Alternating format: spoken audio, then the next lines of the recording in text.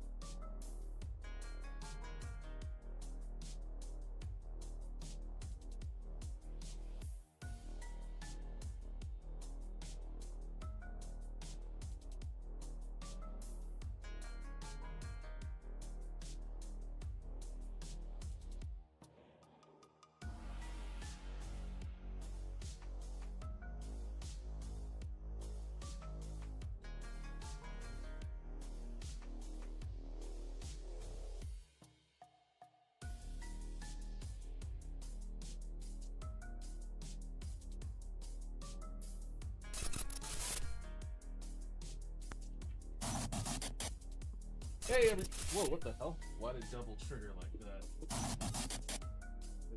Hey, everybody, welcome back to the Nerdcast. It is Devin, broadcasting as always live from an undisclosed location in the center of Texas on a pretty chill-ish Tuesday evening, joined with Justin. Hello. How are you doing? I'm doing good. Yeah. Hot out there, though. Oh, God, dude, it is too hot, It man. is the worst, man. Like, even in my house, my upstairs struggles to get cool, so like my AC just doesn't get a break at all. It's just constantly running, so my electric bill is not going to be great, and I'm sweating on top of that. I got a so call it's like, from the Austin Electric Company that said that our house. oh, I get those calls all the time. What is that about? I don't know. It'll be like, your house was 52nd in the top 100 energy savers. Yeah, and so I'm is like, ours. do I get a discount for that? Yeah. Like, why are you telling me? I don't care. I'm like, yeah, I'm just like, that's actually amazing. How is that even possible? I was like, there's like millions of people that live in Austin. You're telling me that I'm 77th of all the people that use energy? It's like, I guess people just grind their ACs like relentless. I mean, I grind my AC. I don't have a choice, but like I put it on 75 during the day, Yeah. and on a good day, if there's some overcast or some wind, my AC will shut off. And it'll be warm, but it'll shut off and it won't run. Yeah. But on days where it's just like if it's like 105 out, then I can't get it cooler than like 78. And up here it'll just get hot. Like downstairs it'll be fine, but up here it'll just get hot. Yeah. Probably maybe the insulation up here isn't great. That's probably a number of things, honestly. Vince saw Spider-Man again today with the kids. Was better the second time. Yo, what's up, Vince and Genetic Memory Farms? Welcome back to the stream, both of y'all. That dude Vince, I mean even better. Love that movie. Hope you guys are having a good night. Yeah, just before we started, you were telling me about the Odyssey or how you want to see it. I want to see it. Yeah, I want to see it in Dallas. I want to go see it in the actual. There's an IMAX projector, a real one. A 75 millimeter. Yeah. Well, it's like an analog IMAX film thing or whatever. I feel like that. Like, isn't there like a possibility that thing will just catch on fire? I mean, it's been working great. I want to see that there's too. Only two, I guess. Yeah, in Texas. there's one in San Antonio. Yeah, supposedly that theater, like the air conditioning isn't working so good. Oh Jesus! Okay, yeah, so that's out. A 3-hour movie? That's yeah. a no-go on that one there. But I do want to see the Odyssey. Yeah, I do too. I did see Spider-Man the other night. It's weird because it's like the same actors are in every movie. Like Tom Holland, Zendaya, and John Barenthal are in Spider-Man, and they're all three of them are in the Odyssey. And then a couple of them are in Dune. Yeah, Zendaya and Zendaya. Robert Pattinson are in Dune, Yeah. and they're also in the drama. And it's like there's so much crossover now. Like Zendaya's in all of them. Like Yeah. she's just in everything, and it's just mix and match Very who capable actress. she pairs up with. But it's like, damn, all the top movies, it's fucking Zendaya, and then your mix and match Yeah, of dude, Vince. whatever white dude. Zendaya in Shrek 5 too. Shrek 5. Yeah, That's a thing. I don't know. I quit watching after 2. I haven't watched. I don't think I've ever watched a Shrek movie, to be honest First with one was you. good. Second one might have been good. I can't really remember. Yeah. Blend into one movie. Yeah. You know what? I'm going to turn the music off since we're sharing a mic and you're kind of far That away. dude Vince, fourth one sucked. I'll take your word for it. Yeah. So yeah, what have you been up to besides plotting your movie outings? What have you watched lately? Well, I watched Widow's Bay. I watched that too. That show actually. was a banger. I thought Yeah. that show was fabulous. That was a great It show. was such a pleasant surprise. I love that. I love when like a show just kind of comes out of nowhere and you're just like, oh, hell's yeah. Yeah. And that show Genetic really underscore delivered. memory underscore farms. I was tired of John Bernthal as soon as I saw Walking Dead. I never watched Walking Dead. I watched Walking Dead once. That was that first episode we watched at your old house. Yeah, that's right. We watched the first. We watched the first episode when it premiered, and that was literally the only one I've ever watched. My daughter loves that shit. I watched Really? that episode. I watched 2 or 3 more from that Genetic season. underscore memory underscore farms. The guy who played Titus Pilo was a better Punisher in my opinion. Titus Pulo. I don't know. But what episodes have you watched? I watched the first one and like the next like 2 or 3, and then I quit watching it. And then I started tuning in again because it could come on before Game of Thrones back in the day on Sunday nights, and I would catch it before Game of Thrones. And I came in around season 4 when they were walking around going to Terminus. Yeah. And after, I guess, the whole prison arc, I never watched those seasons. And then I watched it up until Glenn, spoiler alert, up until Glenn dies. And then I was just kind of like, I watched a few more episodes and then I was out. You know what I mean? That's Fair just enough. Like, you know, Fair enough. Become kind of a slog at that point. No, but Widow's Bay was phenomenal. I think it got like 19 Emmy nominees. Oh, or something really? Like that. Wow. Yeah, it got a bunch. Man, I gotta say, I love the writing, and Hiro Murai did a great job, directing that guy. He works a lot in Atlanta. Yeah. He's a great director. And, all the acting was great. It was just a great show. It was great. I Yeah, loved it was the just- episode where she tases that chick.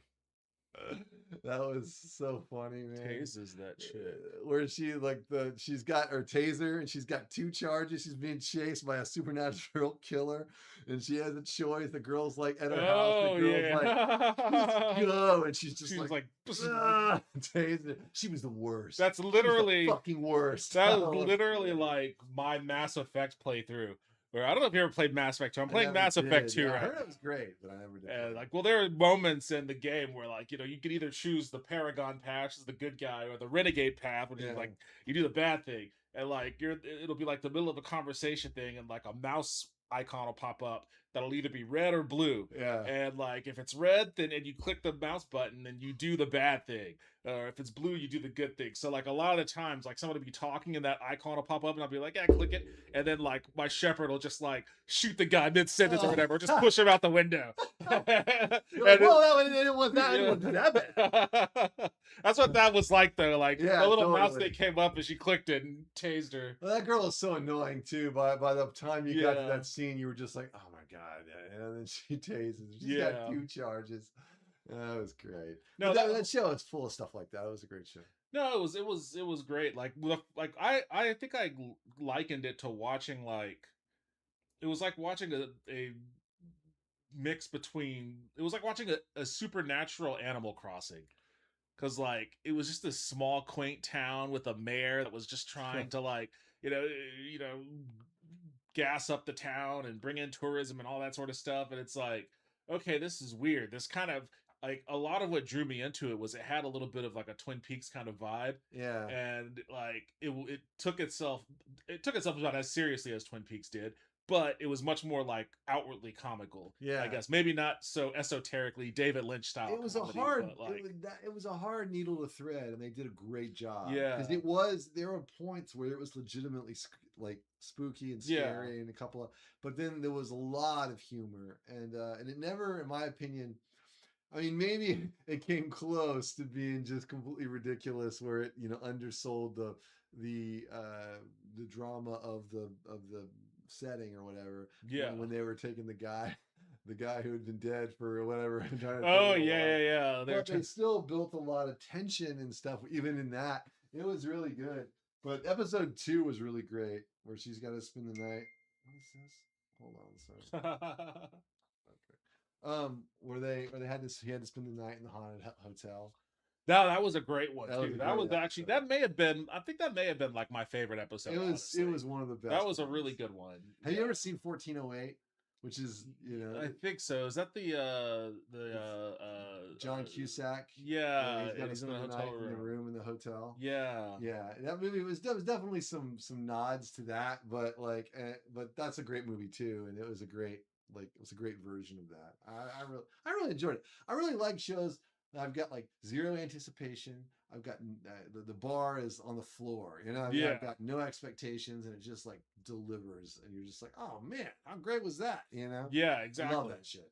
Like, and it doesn't happen very often that I come across something like that. Because I'll always hear, "Oh, this show's great. This show's," and I'll start watching. I'm like, all right, I guess, and then I'll just lose interest. But no, that one just nailed it from start to finish. Yeah. And I'm when shows like that pop off, I'm always like, I want to see more, but at the same time, I feel like I don't want a Stranger Thingsification of like that show. And Yes. and like from a non-supernatural standpoint, a good show that kind of did that was like The Beef, because I never watched that. I love the first season, and the second season was fine, but like you get to a point where it's like, okay, it's just you're doing so much of the same, and it's like the part of the charm of this show's success was just the out of nowhereness that like it just came out of nowhere, and it was a unique take on a unique thing, and it was just a moment, like it was you had to be there kind of situation, which you can't replicate Lightning with in a bottle. yeah, you can't replicate that in a season 2 or 3 in most cases.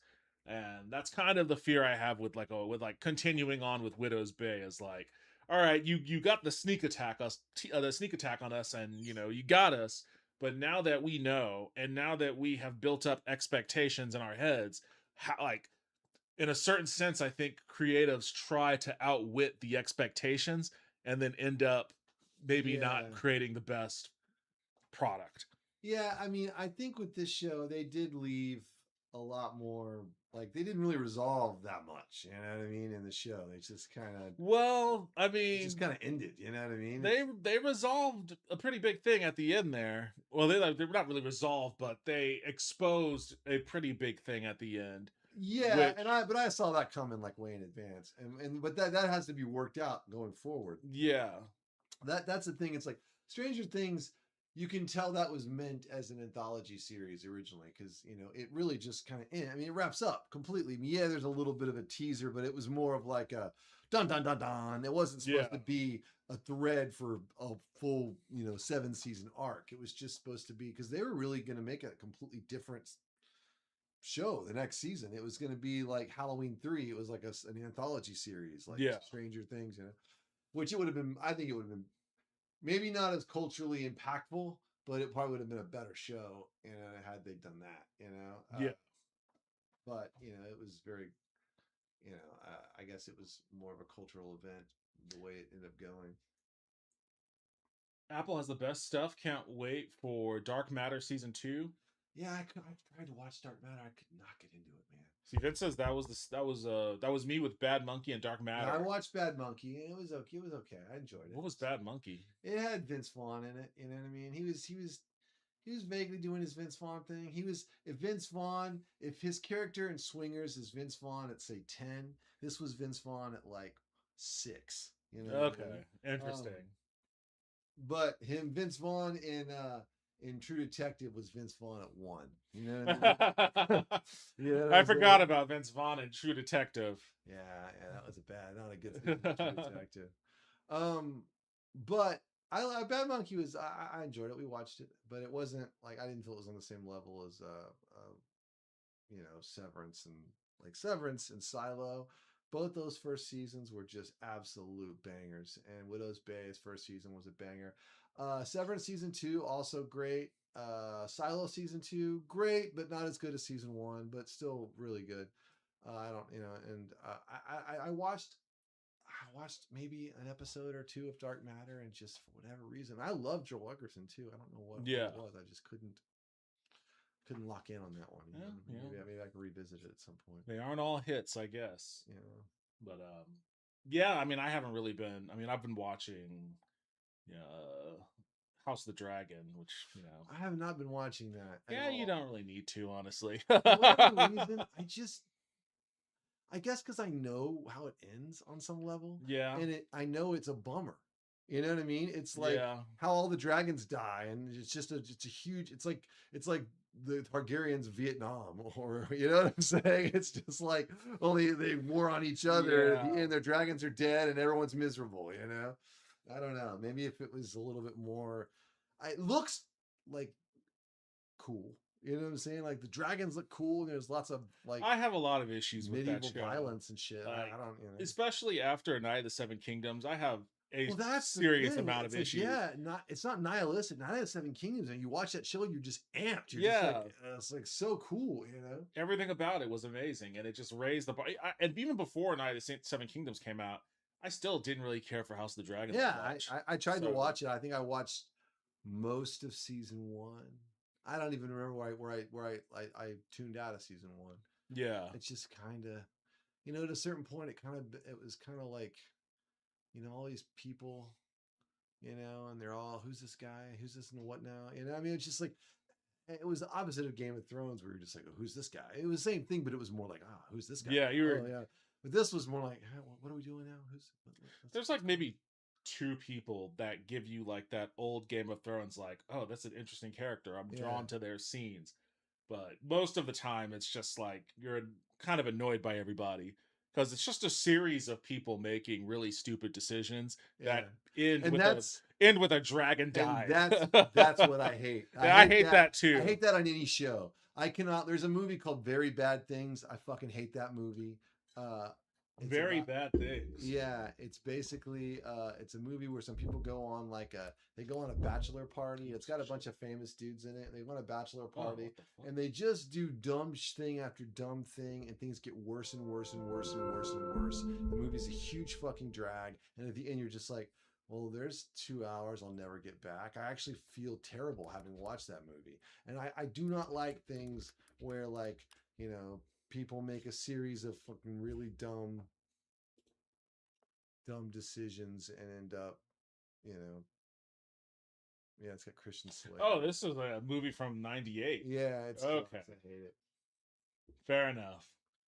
And so I tend to avoid things like that, and it does really feel like House of the Dragon is just a huge fucking downer. You know what I mean? Which is one of the reasons why you watched Game of Thrones originally, was to see some justice get done. You know what I mean? It's all that bad shit happens to the Starks, and you're like, okay, well, that's just that can't stand. Eventually, they're gonna. And that you spend like 5-6 years watching, waiting for some semblance of comeuppance. By the time it actually happens, you're just like, you're so worn down by the nihilism that the comeuppance doesn't even like. Yeah, it doesn't even register. Yeah. That's a real problem with that series, but it's. I don't really like Night of the Seven Kingdoms, though. No, Night of the Seven Kingdoms fucking phenomenal. Up. Yeah, no problems there. That was a great show. Guy does bad shit. Guy gets his ass handed to him. Yeah, exactly. Dark Matter is like a serious Sliders, which is why I like it. Sliders was pretty cool.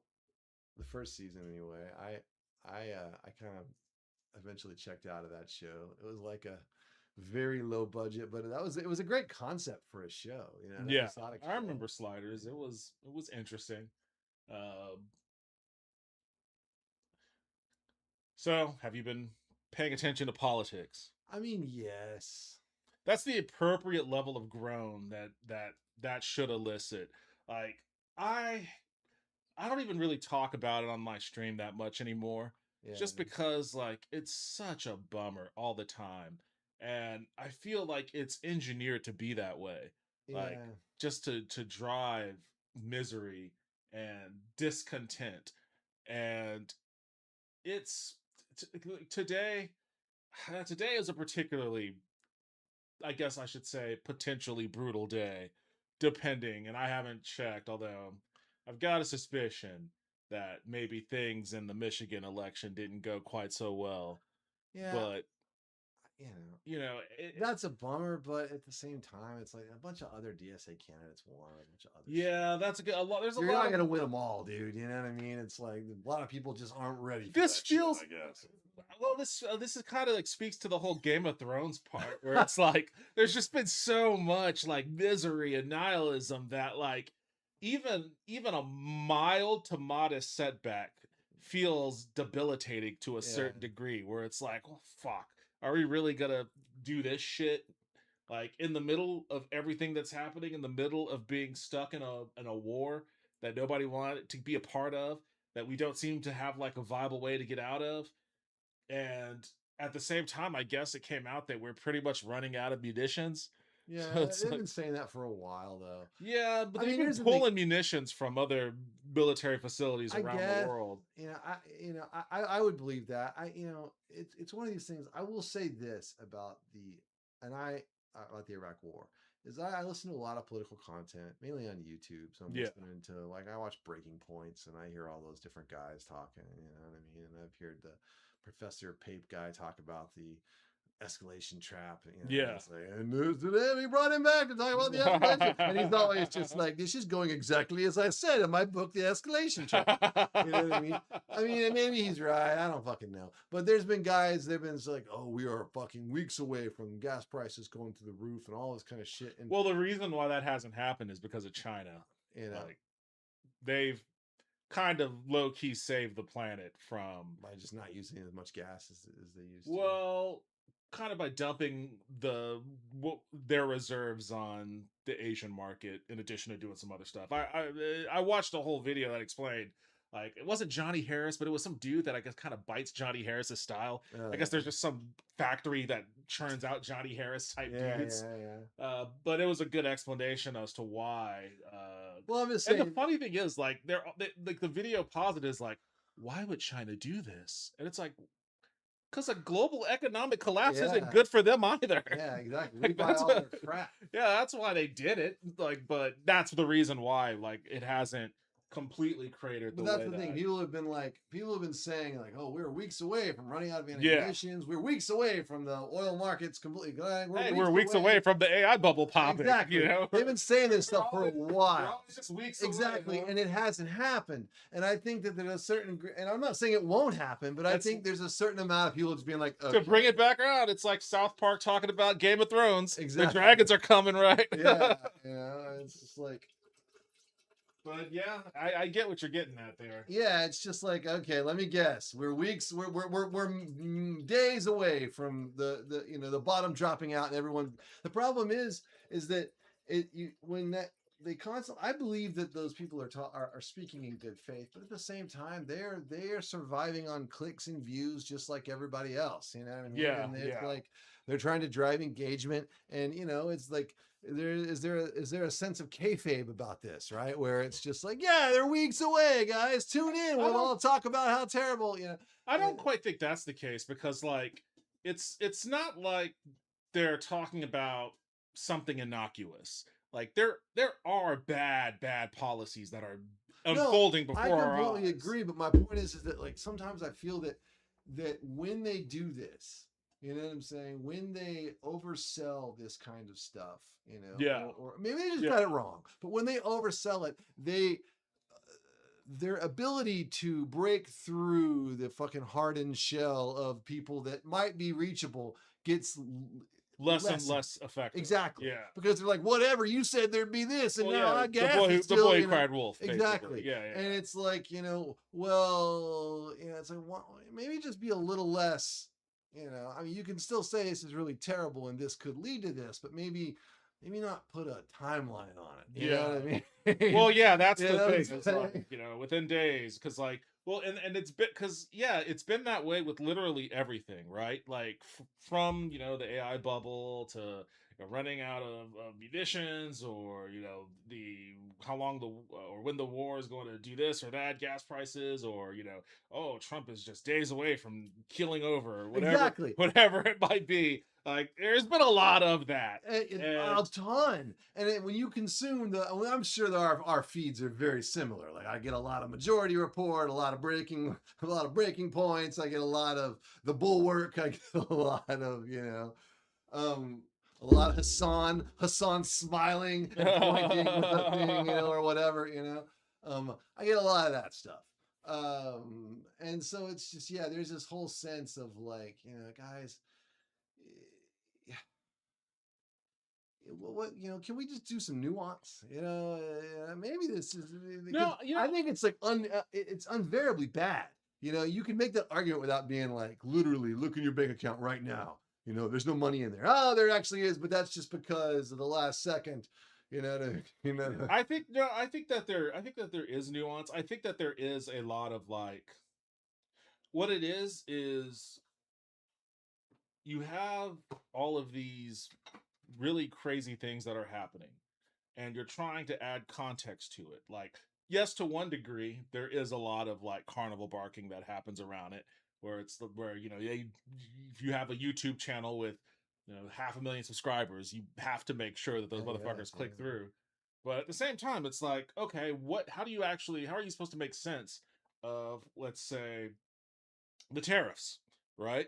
Like, it's undeniable that people over the past couple of years have experienced a spike in the price of literally everything. Like, you can't get around that. Like, that's just real. But what does that mean in the context of tariffs? Because nobody even really knows what the fuck is going on with tariffs anymore. And that's the thing. And when they did them, it's like, okay, well, this is going to be a huge fucking problem. And then like, well, we pulled back, we made some changes, and the way it got reported, it's like, if people are like, well, they did the tariffs and nothing happened, just like I said, well, actually they backed off like most of them, and they and they put some more ones up, and they constantly every day. It's just become, but then kind of like a fucking show. It's but on the opposite end of that, it's like, okay, but shit did get expensive. Nothing dropped in price if the tariffs were rolled back. Yeah, and shit is more expensive now, but it's been even the news came out that while, companies are getting tariff refunds. Yeah. So despite the fact that they raised Apple's prices, about to get a ton of tariff. Yeah, refunds. like they get tariff refunds. So I'm assuming and you aren't getting a check. Yeah, nobody that bought an Apple product is getting any fucking money back. I'm assuming that money has been accounted for in some degree that allows like the government to say, we owe you X amount because you paid this much in tariffs, right? Like, I mean, maybe not. We have the most criminal organization in the world running our government, so they can just, fabricate a dollar amount and just hand it off to their buddies if they want. But I'm assuming that money, that dollar count, comes from some balance book somewhere. And I guess that has to account to some degree for a lot of the economic hardship that people feel when you spread it out across the whole of the economy. Like, if it comes to beef prices that have gotten crazy expensive, or if it comes to,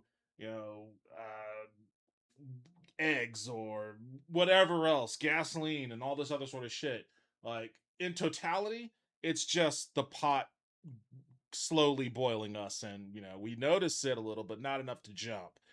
But when we view it in isolation via YouTube videos, then it's even more extreme than a pot of boiling water. All of a sudden, that one little sliver of the greater whole becomes like the economy's gonna collapse in like 5 minutes, basically. Like, the AI bubble's gonna pop, and then real estate's gonna get real bad, or the real estate thing is gonna happen. Like, apparently America's bailing out Japan because the Japanese yen crashed. We also gave $20 billion to Argentina at some point, like for you know, various crypto reasons. for who knows what fucking reason. Like there's all sorts of other things that I think in isolation, when you're looking at it on YouTube, it makes it feel like, how is this connected to this greater whole in a way that makes it feel like it makes sense in a coherent manner? And it's probably difficult to like tie that back, which makes it feel illegitimate. Yeah, and that's the thing. It's like, and I think that it's almost like every aspect of American reality is tailored to achieve a sense of just apathy. You know what I mean? I think like most Americans, you know, even the ones that are just like super political, are like, yeah, what I do doesn't, I can't really affect that much change. You know, Yeah. I can vote, but my vote just most things are so gerrymandered that any person's single vote, you know, it doesn't even feel like that matters at all. There's a few battleground states. If you don't live in one of those states, what you fucking think doesn't really matter. You're just gonna, and so, And even in those states, you can have like APAC dump $60 million into a random race and yeah, well, apparently Elon Musk is affected. about to turn 60 million into fucking Yeah, change. like, but it's the thing is it's like that exactly. You got that, but then it's just like you vote for people and they go, but you know everything kind of still generally kind of does the same thing. and that, but You know that's what I like mean? what It's so many like, people are you angry. know, That's like the whole point of like the anger. no, and like I the, completely agree. like, And people vote for things like they vote for like Obama. We're going to change. We're going to get national health care. We're going to yeah, get no. no, We're going to get a small incremental thing that's maybe slightly better than the thing we had before. But in a few years, you're barely going to even know the difference. And we're all and just gonna nobody talks about like this is the crazy thing about like the Affordable Care Act. Like, yeah, of course it did a couple good things, but like one, it was passed like damn near 20 years ago. Two, how valuable, how good can you say that the program was when damn near 20 years after its passage, like one, healthcare companies, health insurance companies have never been more profitable. Yeah. They've never been in a better situation, both financially and power wise. And two, when the CEO of one of these companies gets killed, the country erupts in celebration. Yeah. Like, Yeah. is that a positive marker for the Affordable Care Act? No. Like, but nobody talks about it in those terms. Like, that's another part of the reason why YouTube feels so stratified, is because the opposite of YouTube, which is our main media apparatuses, apparati. I don't know. Well, those guys, they I don't. think apparatus actually Is the plural? is the plural. Okay. Yeah. Well, our main media apparatus has no sense of like doing any kind of retrospective analysis on policy. Like, okay, what did this actually do? How did this actually manifest, and what do people actually think about it?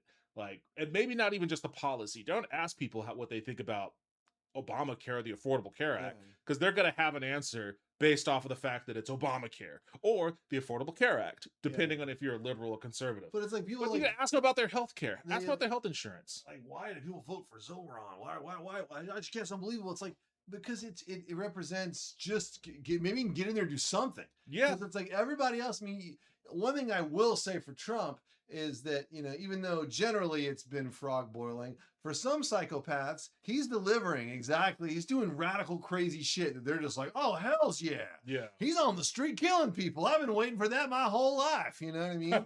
That's different. You know what I mean? It's like, I mean, the guy's got like the historically low approval ratings right now. So to the degree of those people existing, they're shrinking at least. I guess. I think there's always like 20%. There's always going to be like a hard 20 like to 25%. 20%. It's just total nut jobs. You know? Yeah. And, you know, but he's in that regard, he's delivering for those people.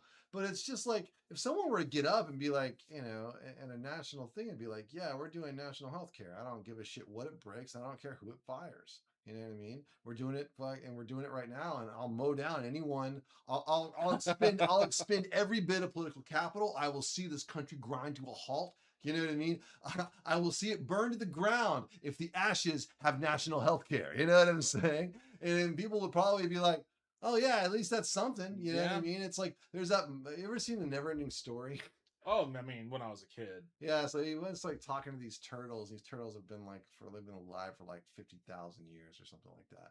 And he's like, if you don't help out, fight the nothing, you're gonna die. The turtles are like, die?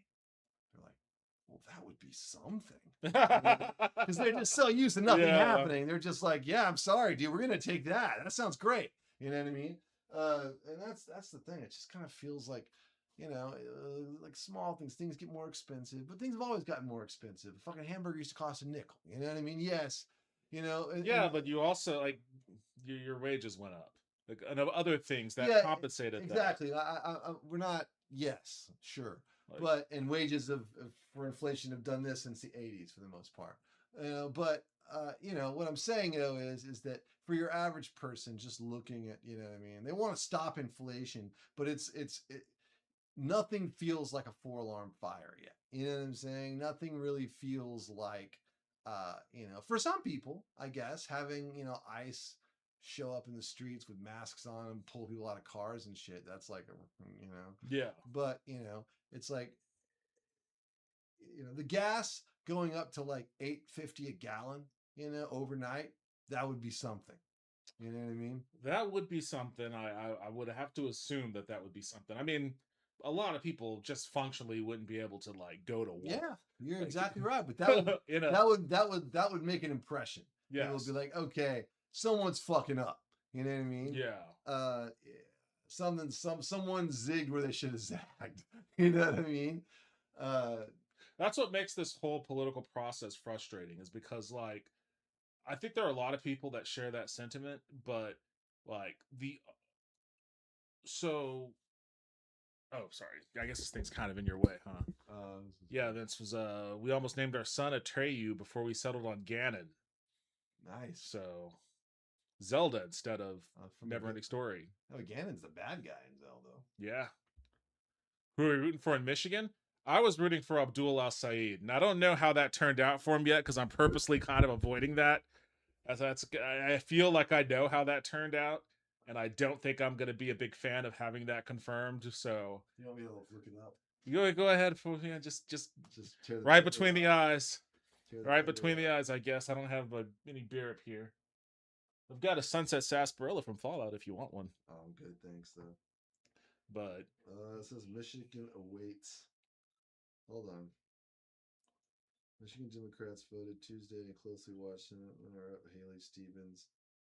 With the winner hiding, Democrats endured a bitter. Okay, yeah, no shit, Sherlock. It's like you're trying to look for the recipe. Yeah, it's like, well, it's probably written by AI to go as long as humanly possible. Yep. Voters were choosing nominees. Michigan is a must. Okay, yeah, must-win seat. Yeah, I get it. Is that like an up-to-date article? It's the fucking top line in Apple News, but wildsite influence. Oh, you have to go to New York Times. Voters also decide governor. So this doesn't say anything. Vince sent me a link. Let's see what this guy is. I'm gonna fucking end up being, I guess. That was weird. The transition didn't work. Too close to call, but he's up on top by like three. Hey, I'm gonna take that. I'm taking that shit. It's 57.4%. So I mean, he must have been down when he said he was overconfident. But if it's too close to call, I think it's probably legit. Well, I think the overconfidence thing comes from the fact that it was expected for him to win by like fucking 17 points. Oh, so like, yeah. I don't think that was gonna happen. Yeah, against this guy who ran uncontested is a fucking loser. Like, Whitey McGuire. Mike, no, that was a dude. Okay, there's a guy that kind of became a little bit of a meme on my stream. Toby Doden. Dude, what the fuck? These are like scissors for like Those construction. Are the most murdery scissors I've ever seen. These are construction scissors. That's why they have like a ruler on them. Yeah, it's a tough built pro grip scissors. Yeah, Jesus so Christ. Yeah, these are like Wolverine blades, basically. They are. They look like adamantium. Yeah, hell yeah.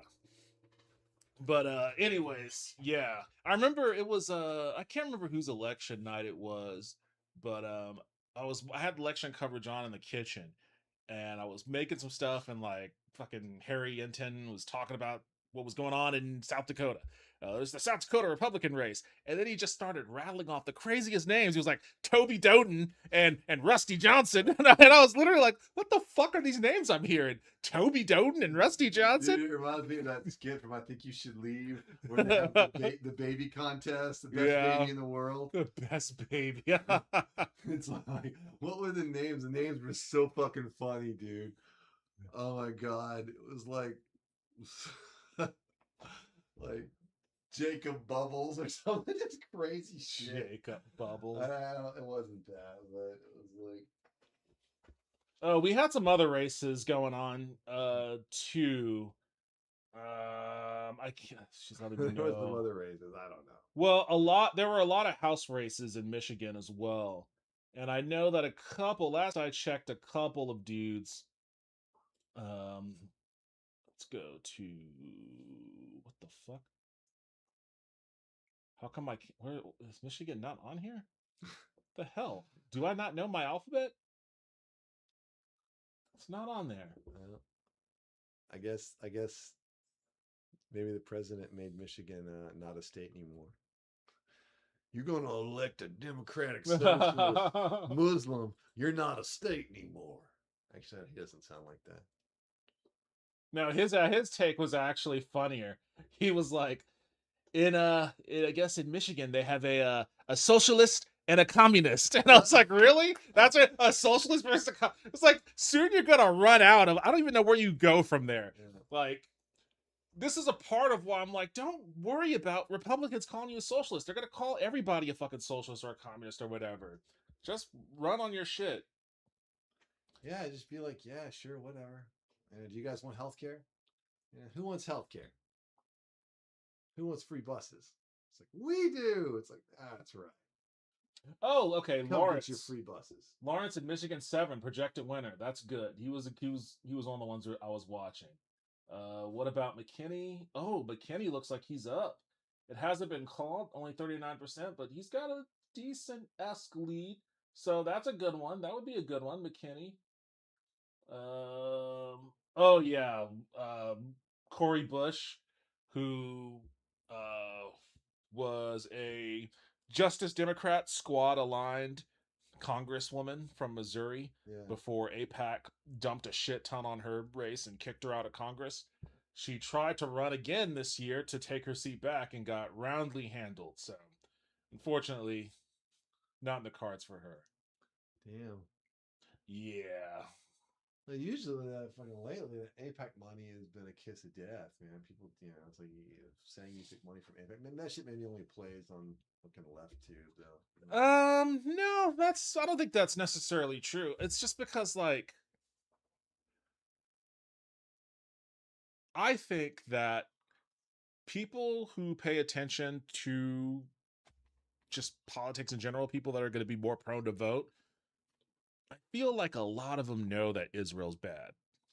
Just Israel's bad. That's all it is. Yeah. But when you go even a little bit deeper than that, there's just no awareness. Like, AIPAC, what the fuck is AIPAC? Like, what is this? What, like, it's just, all I know is that Israel's doing some fucked up shit with my tax dollars, and I don't want my tax dollars to go towards that. Like, there's a litany of like old ladies that have said literally as such. Wait, was that a race call? Oh, that was like that was William Lawrence. What I just said, yeah. Bernie endorsed, so cool. But let me see if I have that. Just some like random old lady that was just like,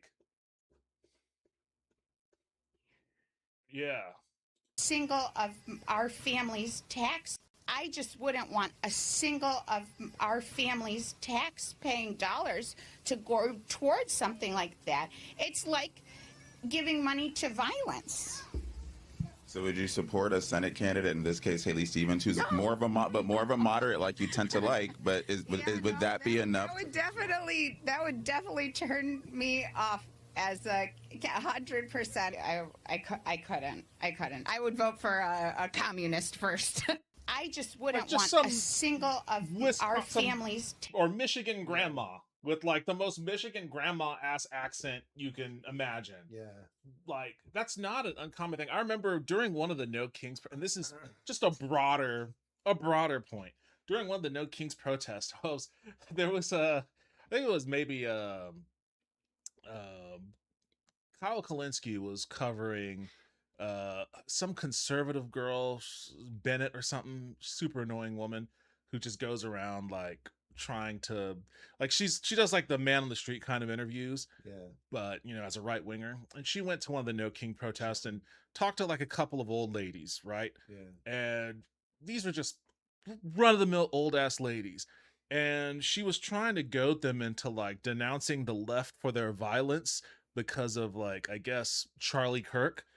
Because like he was trying to paint this picture that Charlie Kirk died because of the violence of the left. And these ladies, not only were they not having it, but like they were like, well, maybe he deserved to die. And Holy she and like the girl was like, that's horrible. That's horrible. Like, would you say the same about me? And they're like, maybe. And I was like, oh my God. Like, oh my God. I think that we've crossed into a whole other fucking realm of existence. Yeah, Like, wow. there is one thing, like, I know there's all sorts of like generational feuds between like boomers and Gen Z Yeah, and all of that sure. sort of shit. And for whatever you have to say about either, the one thing that remains true, boomers don't give a fuck. And they are ready to spill blood at a moment's notice. Like Gen Z doesn't have that smoke. Not in America. Like Gen Z is generally more go along to get along. More so than people would like to think. They like to think, oh, kids are radicals, they support socialism, communism, etc., etc. They're going to protest. No, they are more go along to get along than boomers will ever be. Boomers were the ones that were fucking organizing the January 6th shit. You know, those motherfuckers were ready to storm the Capitol and fucking put Nancy Pelosi in zip ties. So, like, when I saw that was when I was like, oh, wait a second. I think we have a miscalculation on what the electorate actually is. Like, and it wasn't like that was a fringe protest. Those No King protests popped the fuck off. Yeah. Like, there were a lot of people out there.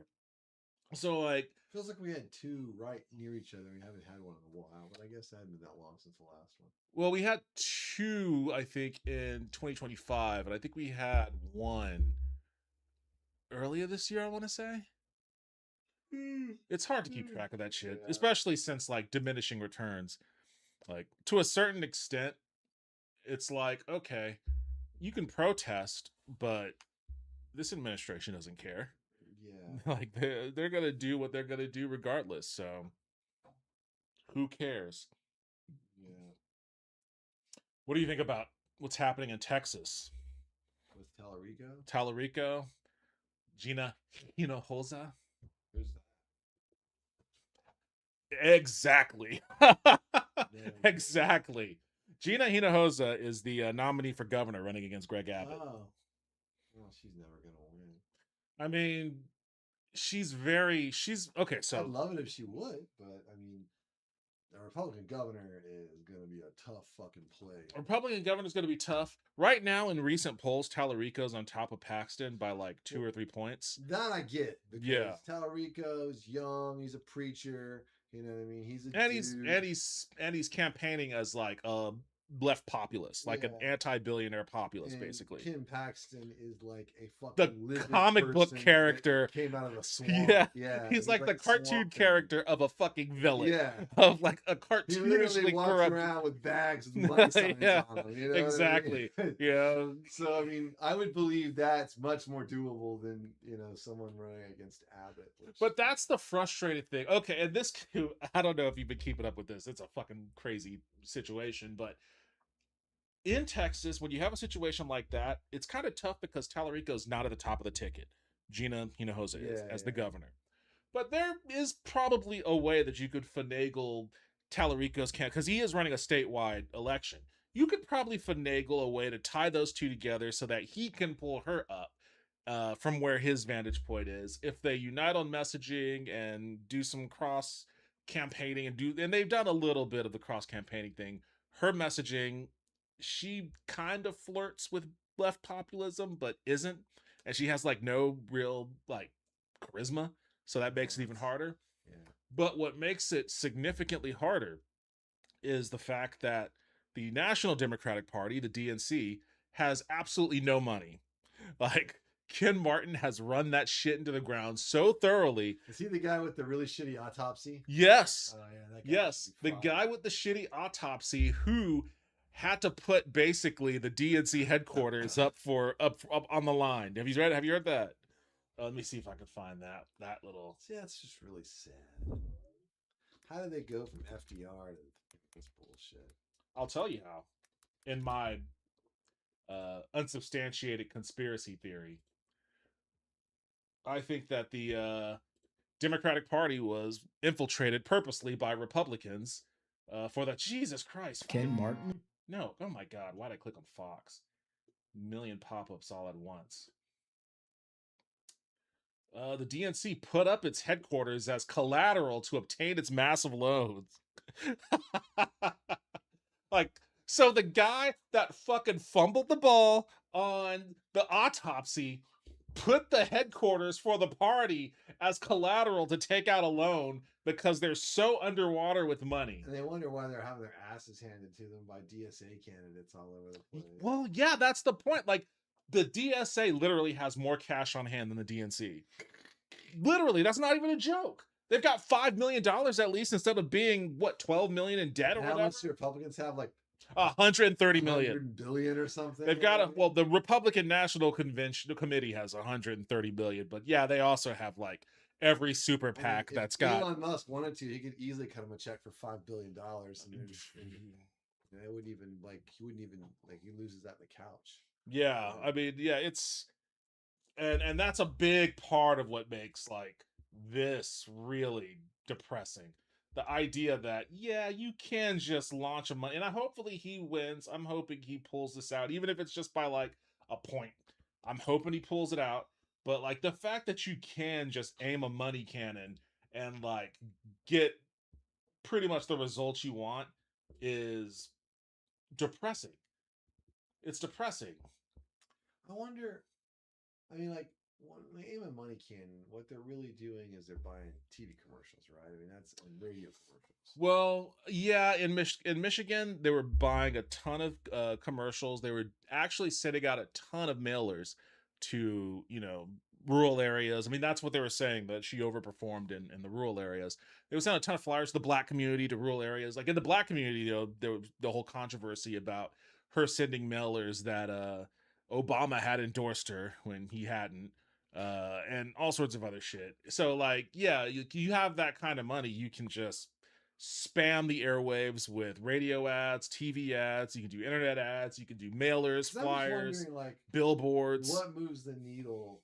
I was listening to the Pivot podcast today, and they were talking about how there's been less of an ROI on political money of late. Oh yes, clearly, because 60 million went into that Michigan race, which is nuts. And not only that, but Elon Musk spent a metric shit ton of money in Wisconsin and came out completely goose egged on it. And Tom Steyer spent a shit ton of money in fucking California to be governor and fucking goose egg. And Saikat Chakrabarty in San Francisco spent a shit ton on his House race and also came out a goose egg. And so it's just like, okay, my question, I guess, is like, okay, if you want to aim a money cannon, a low orbit ion cannon, if you want to aim a low orbit money cannon at something, does it really? I mean, does TV and radio matter as much? It seems like it's maybe the people get their news. It's much more fractured. You know what I mean? And it's just like they're getting their news in places that are more democratized as far as spending goes. Like it's way cheaper to if you can have a bunch of kids on TikTok talk about, how shitty APAC is and how you're a fucking, baby killer if you take APAC money, that has more, that does a lot more damage than it used to. You know what I mean? You're not wrong. I think money still is money, but I'm saying it's like, are we moving further and further away from. We just live in such a bifurcated society where there's still a lot of people that aren't in that circle. Yeah. Like, and the best way to target those people that aren't in that YouTube, podcast, Twitter feed, whatever circle, the best way to target those people is still the old-fashioned way. Because I mean, it's like if we were to come up with some kind of legislation that basically said we have publicly funded elections and you can't have super PACs and fucking companies can't spend money to you can't do that shit. You know what I mean? The DNC can buy commercials, the RNC can buy commercials. That's it. You know what I mean? And they both have the same amount of money to use. From anything else is illegal and won't be on the air. The FCC will fucking take your license away, whatever it is. You're still not going to keep that shit off the web, right? You know what I mean? Yeah. So you're basically your ability to hobble, to hobble money, is similarly directly proportional with the actual ROI of said money. You know what I mean? So if money is really, really powerful and has a high ROI, you can hobble it by legislation. But if money has less of an ROI, your ability to hobble it via legislation is directly proportional to, the ROI. I guess it depends on depends on what that ROI is, because that R can be pretty substantial.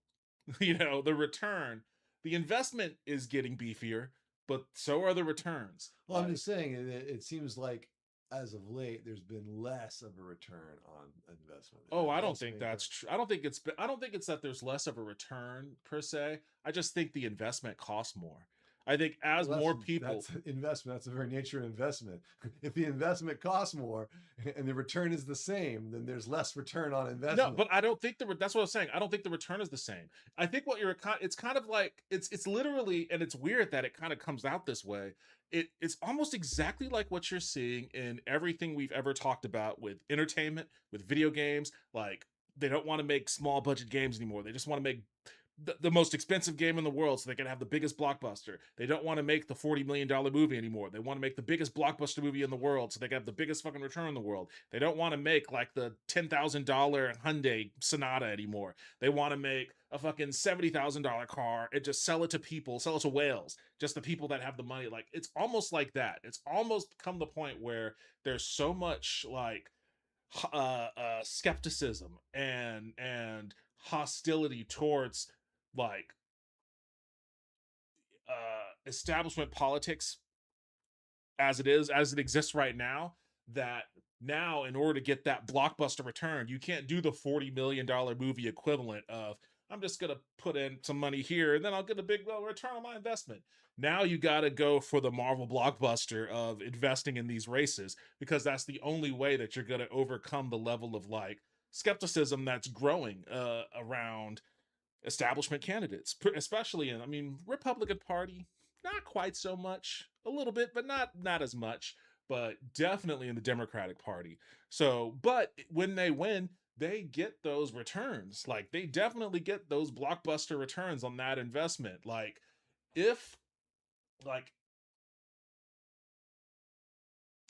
I'm pretty sure that if Bernie had won in 2020, we probably wouldn't have spent an entire year just letting Netanyahu do whatever he wanted in Israel. Like, October 7th or not, there would have been a hammer dropped on that shit relatively quickly. And that could have changed like an entire year of that shit happening and being let happen all the way into Trump administration, and then Trump accelerating, letting Israel do what they want. That's a big return on the investment of like making sure that Joe Biden wins and not Bernie Sanders. Like, so, but and then you get the even bigger return on Trump. Yeah, I'm not when I'm talking about return on investment, I'm not talking about like tangible things that happen because a person got elected. You know what I mean? I'm just saying that like they either got elected. If you spend $60 million on Haley Stevens and she loses, you know what I mean? And it's like, Jesus. Oh no, yeah. Well, if she loses, that's different. That's my point, though. It's like it seems like the money just isn't as powerful. You know what I mean? It's like it's not as powerful as it used to be. It's not you can spend a fuck ton of money you know, an obscene amount of money, blanketing the airwaves with shit and still lose. You know what I mean? And it's just like, wow, this doesn't work as well as it used to work. You know what I mean? It's just not, you know, if winning is the return on investment. You know what I mean? And it's like if you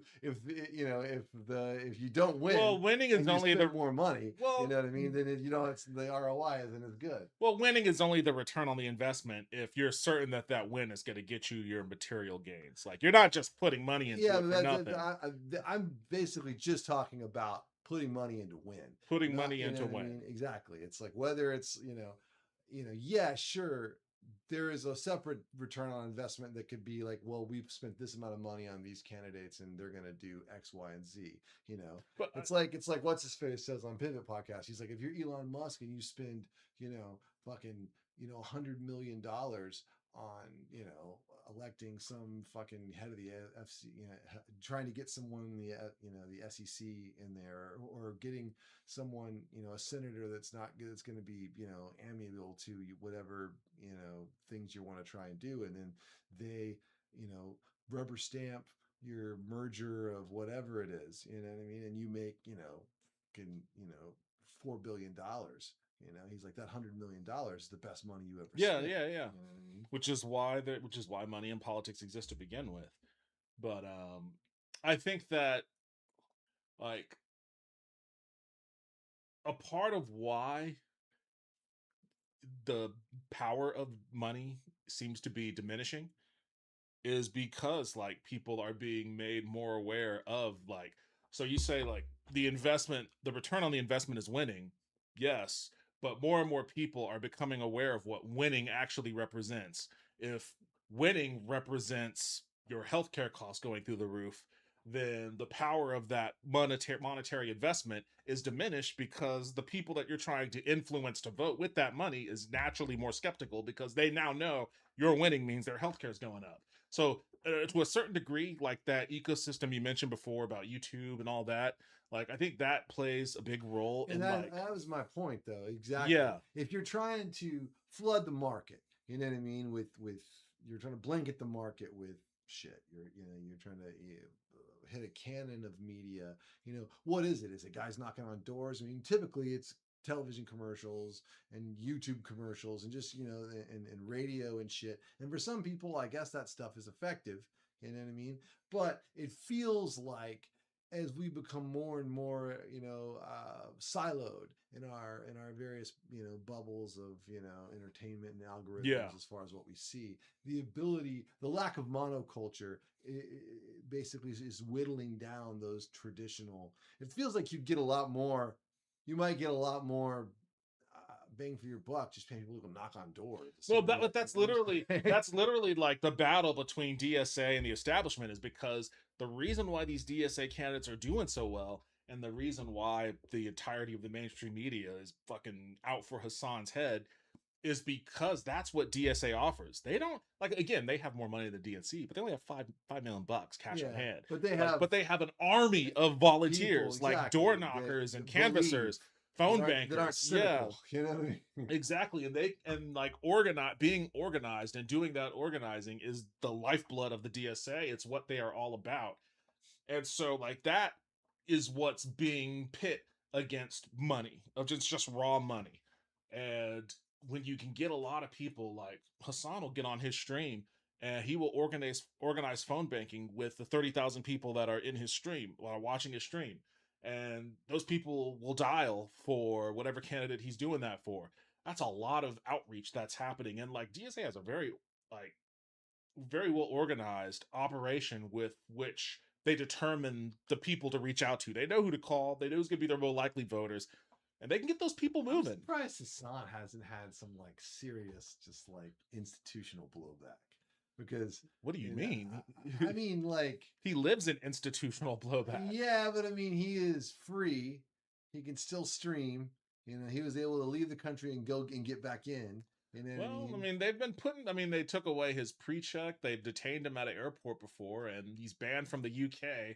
and he's apparently they're scaring him with the threat of like a subpoena. But I mean, he's an American citizen that's operating as a journalist, so there's It's really true, I'm just only saying, so much they can do. Yeah, but it's like the people, like he's made enemies of your rank and file, mainstream Democrats, and then also all Republicans hate him too. You think those guys could be like, maybe he's got a trunk full of kitty porn we could find, or maybe it's like maybe he could just disappear on like a kayaking trip or something. Well, I mean, for starters, he rarely leaves his room, and when he That's does, the problem. He never leaves the house. he does, but when he does, he's surrounded by like other politicians doing door knocking camp. It's like to a certain degree, your OPSEC it evolves to where you can't do the kind of shit that maybe he's he very used to high do. profile. If anything happened to him, people would be like, Oh, yeah. But Oh yeah. Charlie Kirk got shot. You know what I mean?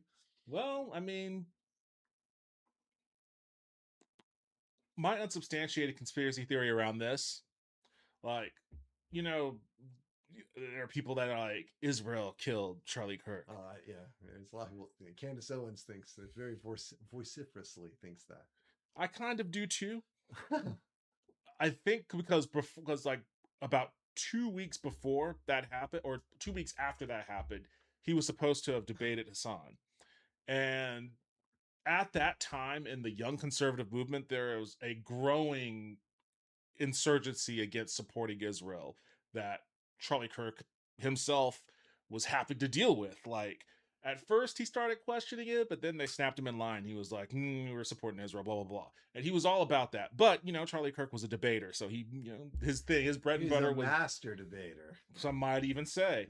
Like, his bread and butter is built in that field. So, like, when he was going to debate Hassan, the last thing that Israel's most ardent supporters would want is for an already skeptical young conservative base to hear, like, one of Israel's most erudite adversaries, talk about, from his perspective, why people shouldn't support Israel. Like, that's bad news for so that you think movement. they possibly killed Charlie Kirk just to keep him from debating Hassan in a public forum? Because what happened after that was Ben Shapiro was like, I'll debate you, Hassan. And Hassan was like, great, I'll debate you. And then suddenly Ben Shapiro backed out. And then nothing from him since. And then Sean Hannity most recently was like, I'll have Hassan on my radio show. And he reached out to Hassan. They had discussions, and he was like, all right, I'm gonna go on Sean Hannity's show. Nothing. He backed out, and then eventually Sean Hannity had clavicular on his fucking. I've actually heard that Hannity is total kayfabe. No, he is Like, for sure. In real life, he's like, like who said that? It was most of those dudes are. That Scott Jennings dude is that way. Yeah. Like, most of those, that's the thing. Most of those dudes are just like this shit with Adam Mockler. Yeah, because Adam Mockler got underneath the act. Yeah. He wormed his way underneath the WWE act and really pissed him off, and that was great to see. We got a bunch of posts we gotta read here. Let's see. The bigger indicator and mitigating factor will be what kind of turnout do Saeed pull? How many people did he get to participate? Those people are worth more come election day. I mean, it sounds like he had a big election day turnout, particularly amongst young people. And it remains to be seen if that's going to be enough to keep him buoyed here. Next, he'll call people cannibals because, mushy brain. Capitalism corrupts when money is speech, inflation. Vegas has done that. No more bargains or middle class, cater to high rollers only, costs less, and return the same or better. I don't know shit about Vegas. Yeah. That's another one of those things. Very early on in the Trump 2 administration, I was seeing a lot of Las Vegas is dead posts. And DraftKings and Polymarket killed it. Yeah, and I have a friend that went there for some convention, and they're like, yeah, it was the emptiest I've seen it in years. So that's one of those things where it's like, okay, well, I guess the YouTubers were right about that one. But it still Yeah, exists to I mean, some degree. honestly, It's not like it got hollowed out. gambling illegal, like they used to be, and they should get rid of Polymarket and Kalshi. Oh, and absolutely. shit. Oh, absolutely. DraftKings, All of it, that, out of all it, of that gone. betting market shit. Yeah, all of it gone. Prediction If market. you want to go gamble, you either got to find an illegal bookie like you had to in the 70s, or you got to go to Vegas. Go to Vegas, go to Atlantic City, or exactly, or or a casino on a reservation. yeah, Whatever it might happen to be, but all that Kalshi DraftKings shit. all of it. And not only that, they probably should put those guys in jail. Yep, because there's obviously a lot of insider trading going on with Insider that shit. trading, but also just manipulating people. Market manipulations very and shit. drug pushy way. You know what I mean? People that are addicts, gambling addicts. You know. I would not call DSA organized that well. Democrats have Vote Builder, which is much better at voter targeting that DSA could pay for access to. DSA should start a fund to purchase Vote Builder. And then Democrats will not get young volunteers like DSA. And they are what elections people. The MFR structure make it easier and more efficient. No, that was what I was saying. Like, when I mentioned the DSA being good at organizing, I'm just talking about, yeah, they use Vote Builder and they have access to other like infrastructural tools that the Democratic Party offers, but they know how to maximize those efforts with their volunteer base, with their door knockers and campaigners and or canvassers. They know how to like get the most out of their very young, energetic, eager volunteer group. Like, that's what gives them value more than anything else, really. Because the workers will seize the means of production. I mean, Kalshi is being sued by New York, I think. Yeah, dude. yeah. Sue them all. Like, those guys should all be in jail. I watched a video. You mentioned the seize the means of production shit. And honestly, like, we've been joking about Red Alert for years, but the Red Alert is here. the Red Alert. I watched a video about, I think it was a CNBC video about like the airline industry and about how they're making more money than ever before, or something like that. And it's just so fucking infuriating to see. It was so fucking infuriating. Airline industry is really weird, man. It's kind of a major drag. They've actually made flying so fucking shitty and miserable, that it's just it's one of those things where it's just like, this video. You might be out of luck. Airlines are spending billions of dollars more on fuel this year, and they're passing it along to customers. This is how much I paid round trip to go from Newark to Barcelona last year in late October. I looked up the same dates for this year, and it is over $1,100. All right, pause this there really quick. We're going to. All right. So here's the thing, though. What did you say she paid round trip? $577. It's like I had to look at her. I think it was like 400 something. Okay. This is 577. 577 USD. So in 1998, I paid $495 USD to fly a round trip to London. Same. Wait, from Texas or from Texas? Okay. So the fact that it would only be $577, like a couple years ago, versus 1998, exactly. It's fucking crazy. You know what I mean? Yeah, but in 1998, you had more airlines to choose from back then. My point is that it was more expensive. I mean, like it's only a little bit more expensive, adjusted for inflation. And the thing is, from 1998, and that was a crazy deal. I got a crazy deal in 1998. You know what I mean? It was one of those things in the paper. If there were like parts of the paper, like airlines would put their absolute barnstormer deals in these little ad sections of the paper. It wasn't even like an ad; it was all the airlines. They would. How much did you pay? $495. $495. Okay, it's about $1,000. Yeah. From Texas to London. Yeah. Jesus, what airline did you fly? I flew TWA. Yeah, they don't exist anymore. No. Yeah, okay, well shit. And so the thing is that like that's actually crazy cheap. You know what I mean? 577? To fly to fucking Barcelona from, where did she fly from? Somewhere in New York or some shit like that? Newark.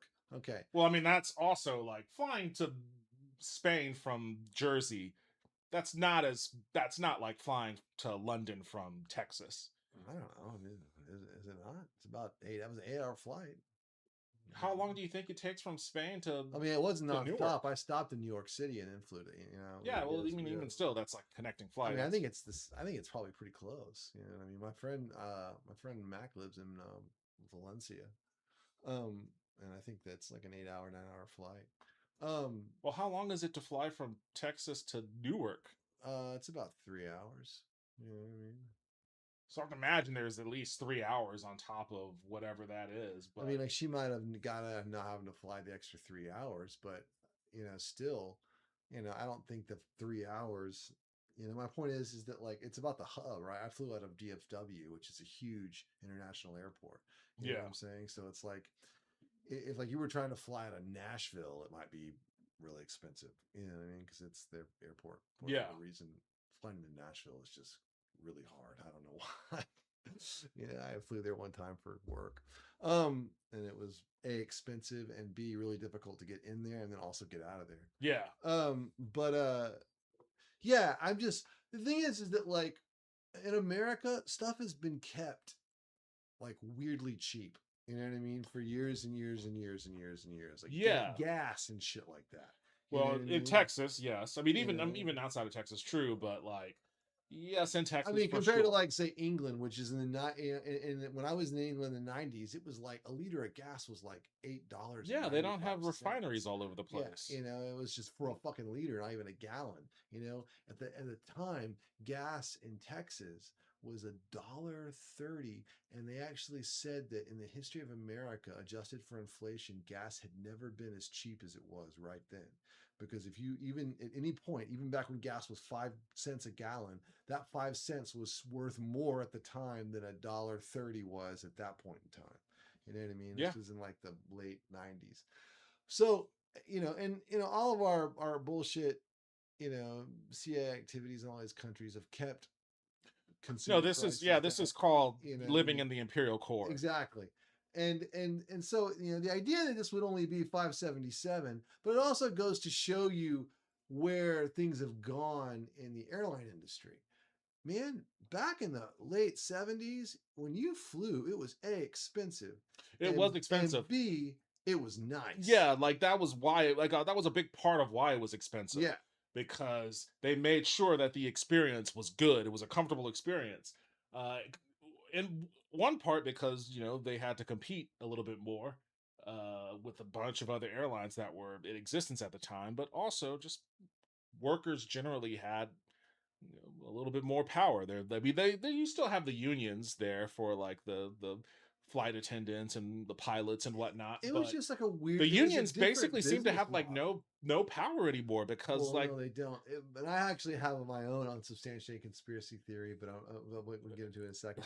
But the thing is it was almost like priced kind of like Apple back in the day. You know what I mean? The shit was just expensive, and of course there were no subsidies. So like, you know, iPhones are crazy expensive, but everyone's fucking got one. yeah. You know what I mean? Because they're subsidized by the carriers. But you know, that wasn't going on.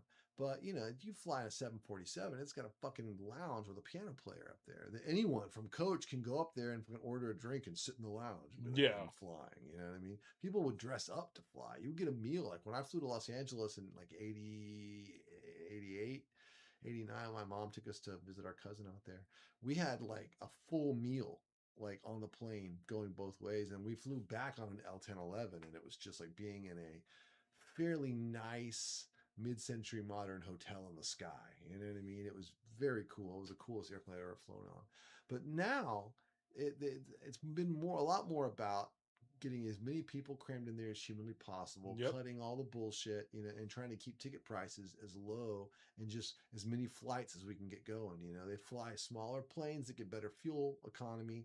You know what I mean? They just fly a lot more flights, you know, Yep. to keep prices down, to open it up to a lot, you know. And so when I think about why flying sucks now, and it sucks bad. You know what I mean? A lot of reason it sucks is because this girl can fly to Barcelona for $577. You know what I mean? And it's just like that's just the way it's gone. And, you know, but in some ways, It's like, I don't, but you see, the thing that's being kept out of the equation from all of that is that none of these companies are struggling. Like, they're still making Goliath profits. So it's not like they have to cut these corners. no, that's They my don't, point, it's a though. decision that they make. Well, it's an oligopoly, but because there's really only Yeah, a because few there's like five companies. or six. Well, But there were some other companies that had even cheaper fares, but but in those fares, you could maybe argue that Southwest and Spirit kept fares low. But my point is that it's a direction that everybody went in. Because the thing is that and airlines have tried other stuff. There was an airline.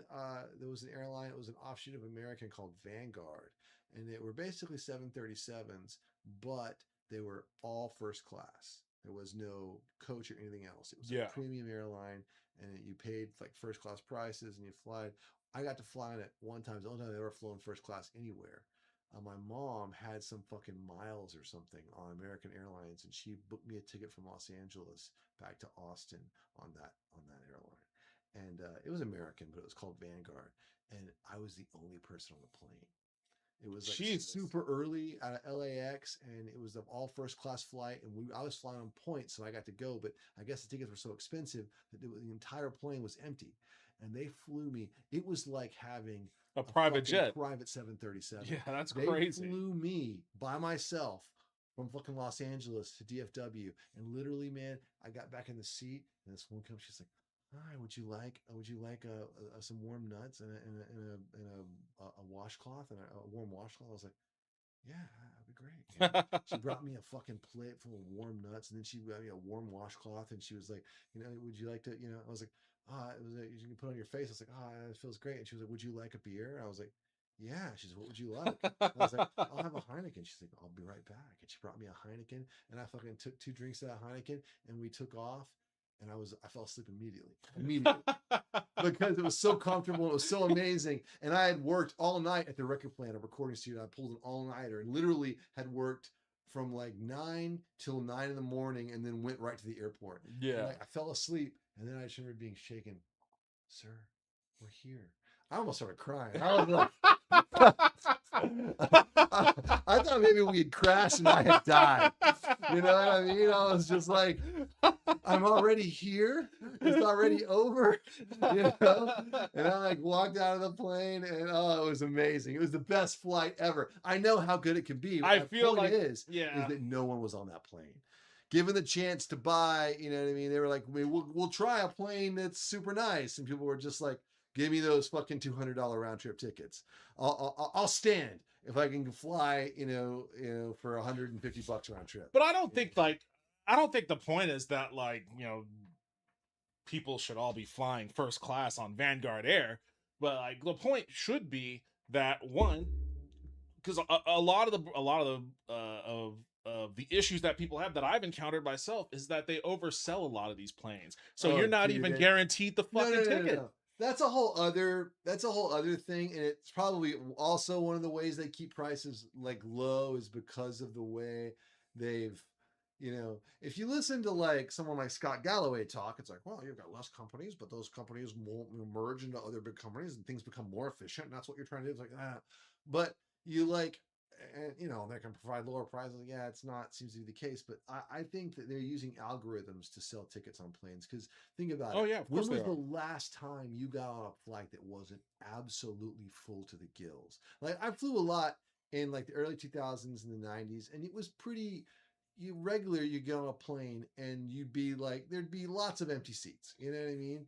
Or at least 4 or 5, or you'd be the only guy on your row. Man, I haven't flown a plane where I had like last time I flew Delta, I was on a row to myself. Yeah. That was the first time in fucking years. Everything else I've ever flown packed like sardines. And I'm like, they're obviously using computers to do this. Yeah, of course they are. Planes absolutely full. They oversell them, you know what I mean? And then they try to because the thing is like, we'll deal with the people or whatever, put them in a hotel. It's much cheaper for us to make sure these planes are packed to the gills before we fly somewhere, so that we're maximizing our fuel costs. You know what I mean? Yeah. Even though theoretically, more people means you're spending more fuel, but we got some more. Let's see. 7 hours, 50 minutes from Newark to Barcelona per Google. I remember when gas was 98 cents in 1998 in Wichita, Kansas. Yeah, dude. Yeah, I remember when it was 98 in Oklahoma. Yo, what's up, Mark? Mark, welcome back to the stream. How are you doing tonight? But yeah, man, I think that what really pisses me off though with airlines is that how many times they've been bailed out, you know what I mean, by the government for they get in trouble, and then the links to which they've kept high speed rail down in America. That's the other pisses infuriating me part off. is that we should not have to rely on airline travel Yeah, from no Houston way. to Dallas It's fucking or ridiculous. Dallas to fucking El Paso or whatever. Yeah. Like, it's insane that we don't have. I watched another video earlier about like this dude did a video about like all of the expansion that's happening in Austin and the different areas of Austin. Yeah. And it was interesting. It was neat to see. I was like, oh, okay, so they're building another domain type thing here, and they're building this shit down here and whatnot. But in all the video where he's talking about all of these projects that are being built, like the expansion on the airport that's going to bring more jobs and all this sort of stuff, and then like all this expansion, and then he talks about like, oh, we're also expanding. He mentions like kind of almost in passing, like they're expanding I-35 and also some other road, and he's like, and then he goes, but of course, with that expansion, it just means it's going to be filled to capacity again. And he just passes that off as nothing. But that's not nothing. Like, all of this expansion just means that our road infrastructure is going to continue to be really shitty. I don't know if there's a single road in this city that's not currently under construction. Like, oh my God, you said it, man. like every fucking Holy road shit. is under construction, Yes. and none of it ever seems to fucking finish. All the time. Ever. It reminds me that sometimes I just replay that scene from Falling Down. You seen Falling Down? Have That you Michael seen it? Douglas? Yeah. Where he like, loses it Yeah. and goes on kind of like a conservative white revenge fantasy through 80s Los Angeles. There's a moment where the guy's repairing the street, and by this point, he's somehow accrued. It's like a video game. He's somehow accrued like a full arsenal of weapons. Yeah. You know what I mean? I think at one point some like gangsters tried to shoot him and they missed him and ended up getting in a wreck, and he went over to their car, and like only one guy was kind of still alive, and he goes, learn to shoot, and he shot him in the leg just to kind of make his day worse, and then took all of his guns. But then he gets like a Laws rocket, and he goes over, he's like, what's wrong with the street? And the guy's like, hey, get lost. And he's like, oh yeah. He takes out a Laws rocket. He's like, I'll give you something to fix. And then like some kid rolls up on a bike. He's like, I don't know how to work this. And some kid comes up on a bike. He's like, you got to pull that out. And he puts that. He's like, oh, thanks, kid. Yeah. And he shoots a Laws rocket, and it goes into the thing, and of course blows up and blows all this shit up, and everyone no one laughs, but it's yeah. But it was actually a pretty good movie. But yeah, you're right. Everything is being worked on constantly, all the time, everywhere, and just the most inane, crazy times, just utterly asinine. You're like, was there any other time you guys could have done this? You could just be driving on any random fucking road, and all of a sudden a lane is closed. Yeah. And it's like, and everyone's merging over. It's like every fucking street has to be like this now, where there's just a lane closed, and it's going to be closed for like the next 3 or 4 months. Like, it's infuriating. And like, I've done that to Burnett. They had one part that was closed, and now it's a new part. And there were like these key trucks over here that I wanted to look at. Yeah. And every time I look at them, I started looking. Then it's like the lane was now closed. No, I gotta go. And then I saw them again later on the same day. I was like, oh, key trucks. And I was like, oh, the fucking lane was closed. It got me again. You know what I mean? It's like motherfucker. it's like, this is like the calling card of a failed state, basically. Like, the inability to complete a fucking infrastructure project. That's how you know you live in a failed state. That's why like my wife hates voting for any of those like municipal bonds, because she's like, Austin sucks. They don't know how to do any projects. Every project they have takes forever, and it goes over budget like by 1,000 times. She's like, I'm not voting for any of these anymore. I was like, yeah, but you gotta, But she's like, no, fuck it. She's like, I come from Kansas. Everything's beautiful in Kansas. Like, all the like the. Does Kansas have a strong mayor? I don't know. She says that all the medians and shit are all landscaped. They all look beautiful. They're all just choked with They don't have a strong weeds. mayor. They operate kind of the same way that we do. They have a city council or a city council and a city manager, which I want to get rid of. I advocated. I remember in 2020, I was actually in opposition to the DSA in 2020 Oh no. because like there was a proposition on the ballot here about converting from having our city councilor or our city manager slash city council to having a strong mayor, which is basically like what New York has or New York City has. And I was like, yes, let's fucking do that, because at least with a strong mayor, you have a single point of like authority that can push to get things done. That has like the slippery slope, Devin. I don't fucking care. Before like, you know, you got Emperor Palpatine up there, fucking blowing up planets. Hey, you know what? Planet killing laser. You either blow up planets or you're filling potholes. Let's get one or the other at the very least. So like I was like a big advocate of doing the strong mayor thing, but DSA had other things in mind, so they got the vote out, and I was like, come on, guys, like you want to have your initiatives to be enacted. It's not going to happen under a city manager. Yeah, but the thing is like imagine me as a strong mayor, but you got someone like Adler, you know what I mean, who's basically just like, yeah, well, let's knock down this and put up a condo. We'll knock this and put up a condo. What about the Capitol? Apparently, putting up all the condos is no what one stopped dropped. I mean, no one stopped that from happening, regardless. But it also helped contribute to the lowering of rents. So, you know what? Hey, if you're gonna fuck up the NIMBYs, do it. Do it. Let's knock that down and build a rail line. They voted for Project Connect in 2020. It's 6 years later, and they still haven't broken ground the fucking thing. And now the price has gone through the Project Connect. And I did too. Aaron voted against it. Well, we canceled each other out. She's just like, maybe it wasn't Project Connect. Maybe it was one after that. They had one after that, and she was just like, yeah, they keep coming back to the well. They're like, okay, all right, we know we haven't started the thing you voted for. See, here's the thing. You might not have lived here at this point, but in '95. They brought I wasn't here, but I remember reading about that because I moved here in 2000. And that's what it should have been. Contention, yeah. And it lost. And so ever since then, and that was the real deal. Ever since then, we've get this kind of milk toasty bullshit, this kind of like half measures that, they put that shitty one that goes on that.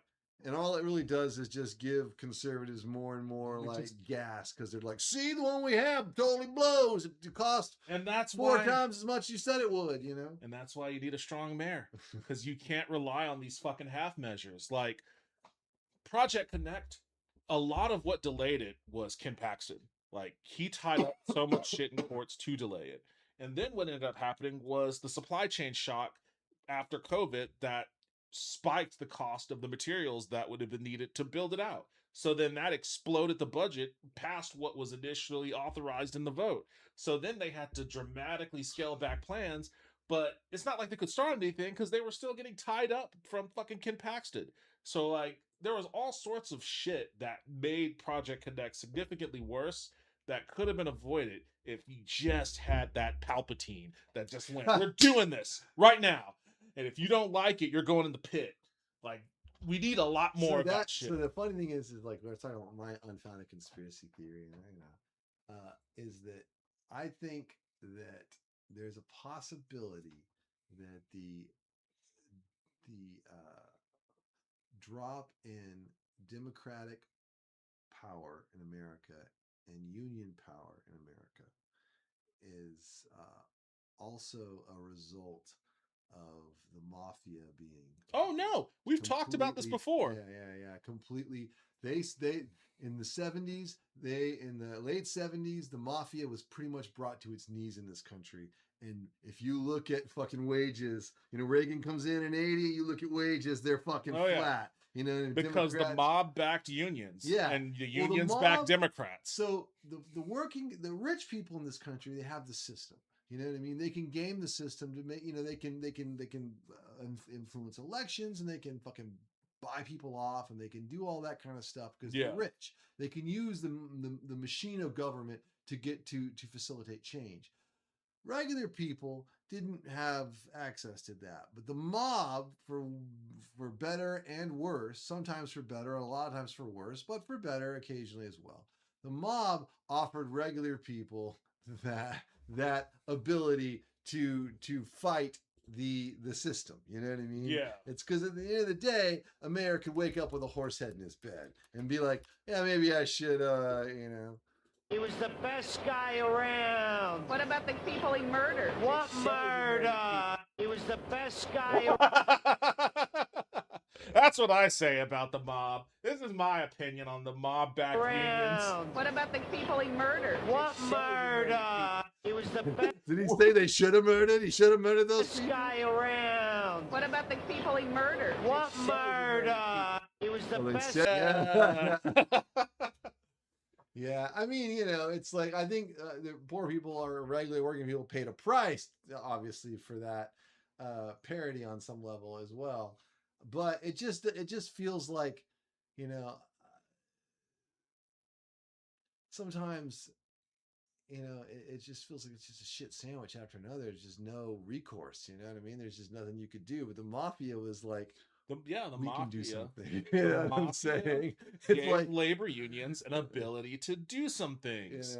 They could flex a little bit of authority, and it's not like the mob was entirely opposed to big business. That Luigi Mangione shit, to go back to that. It's like, CEOs might act a little bit different if they thought there was a good possibility that if they got a little too greedy, they might just be taken out to the middle of nowhere Look. and dropped into the water with the cement shoes. I've said this before. I'll say it again. I may not have liked the rationale behind doing a January 6th, but I did not disagree with the action at its base. The people should always reserve the right to do some shit. Like, for whatever stupid reason, I don't agree with the stupid reason. And if you're doing it for a stupid reason, no, stop. Don't do that. That's bad. But people should always reserve the right to, like, step out if they gotta. And I think that, like, yeah, of course, you don't want to be in a society. The first thing I said when that Luigi Maniotti shit happened was like, this is a sign of our, and it wasn't just the fact that he killed the guy. It was the fact that everybody erupted in celebration after it happened. Well, it's because, And I was like, this is a sign of like an unraveling society. Like this isn't good. Like it's not a good thing, nor should it be something that anyone should ever strive for. But it's like, it's, here's something that an insurance company will do. Something will happen, and you're let me catch up on the comments here because we have Haunted Wisp. Welcome back to the stream, Wisp. Hey, how's it going? We should settle this in SimCity 4 Deluxe. I should play City Skyline. There was a guy that played City Skyline, and he was like, I'm going to run this as a purely communist society. And he ended up creating like the most, it was like the most prosperous and the most like robust society imaginable. And so many libertarians were so mad about it. Yo, what's up, Kite? Welcome back to the stream. How are you doing? Where I live, they have been working on the highway for a year and a half, and it turned into a two-way road. They now started also working on shopping centers now. The traffic sucks. Yeah. Like, that's just... It just sucks that, like, this is what our country, in a lot of places, has been reduced to. There's still some places where, apparently in Pennsylvania, like, they can accomplish some shit. You know, there's a road or a bridge, they can fix it out. They still haven't repaired that bridge in Baltimore that ship ran into. I was under the impression that was an important bridge. Like, people were like, this is the bridge that most people take to get into the city from blah blah blah. I was like, oh shit, that fucking guy crashed right into like a major bridge. Oh well, it'll be interesting to see them fix that thing. Like, I still don't think have they fixed that yet? Oops. God damn it. I hate my fat finger, whatever key that was.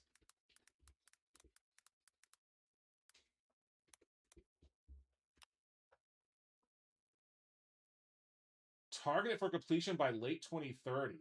Has it started? Like 2030? Like, because that crash happened like 2 years ago. Yeah.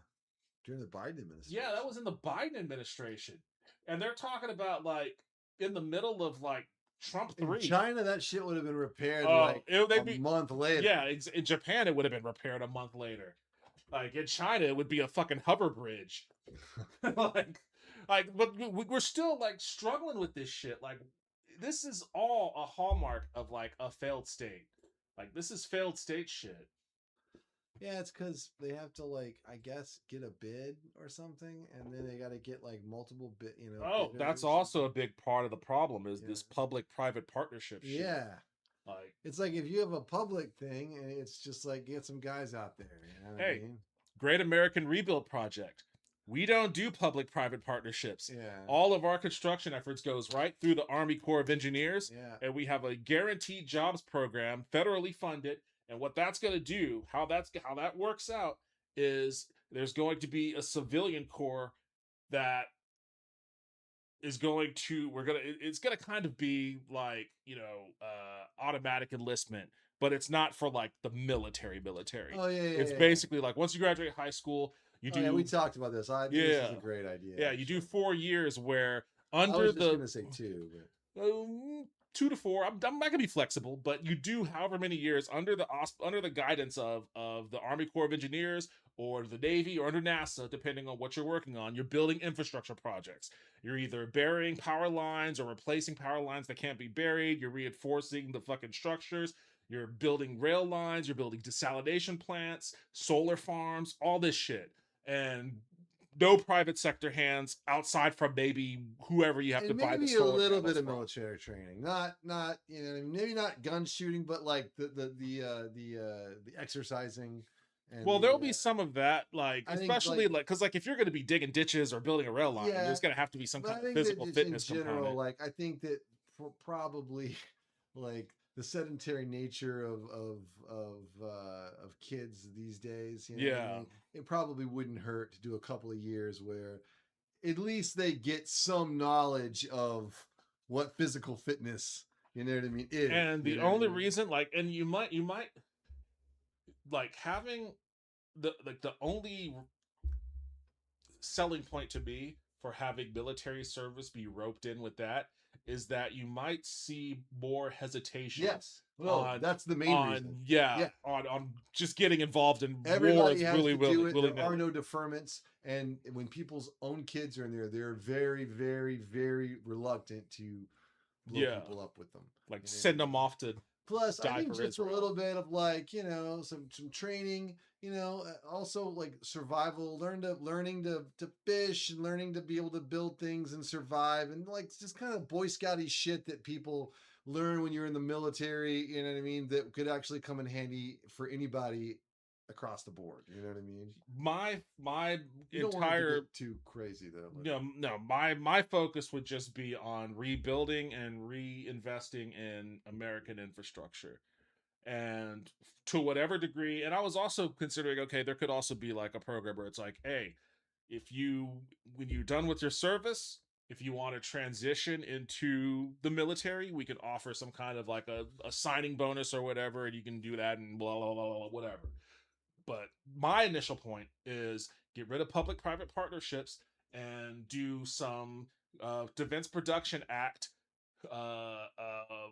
acquisitions of factories wherever we might need factories, or land if we need to acquire land for things like the railways, and then just hammer that shit hard. Like that whole, it's better to ask for forgiveness than for permission. Like, don't even ask for fucking forgiveness, really. I'm okay with an eminent domain program where we give people 2x the value of their land, plus we take whatever value their house had and buy them a house of that value. So they just make a shit ton of money. Yeah. And it's going to cost the federal government a lot to do that. But who fucking cares? We can print money whenever we need it, essentially. Or we'll tax it from the fucking billionaires and trillionaires. Yeah, honestly, So, I did say we fucking knock all those guys down to about $500 million and just be like, yeah, Oh, we're yeah. taking the rest of it. Absolutely. Absolutely. And we're 'Cause going after those honestly, it's Panama like accounts too. 500, yeah, all of that stuff. $500 million is more than any sane in a person ever needs in a million years Yep. to fucking be as rich as they can possibly be and forever. You can take with $500 million, you can put 250 of it in a fucking savings account and make $10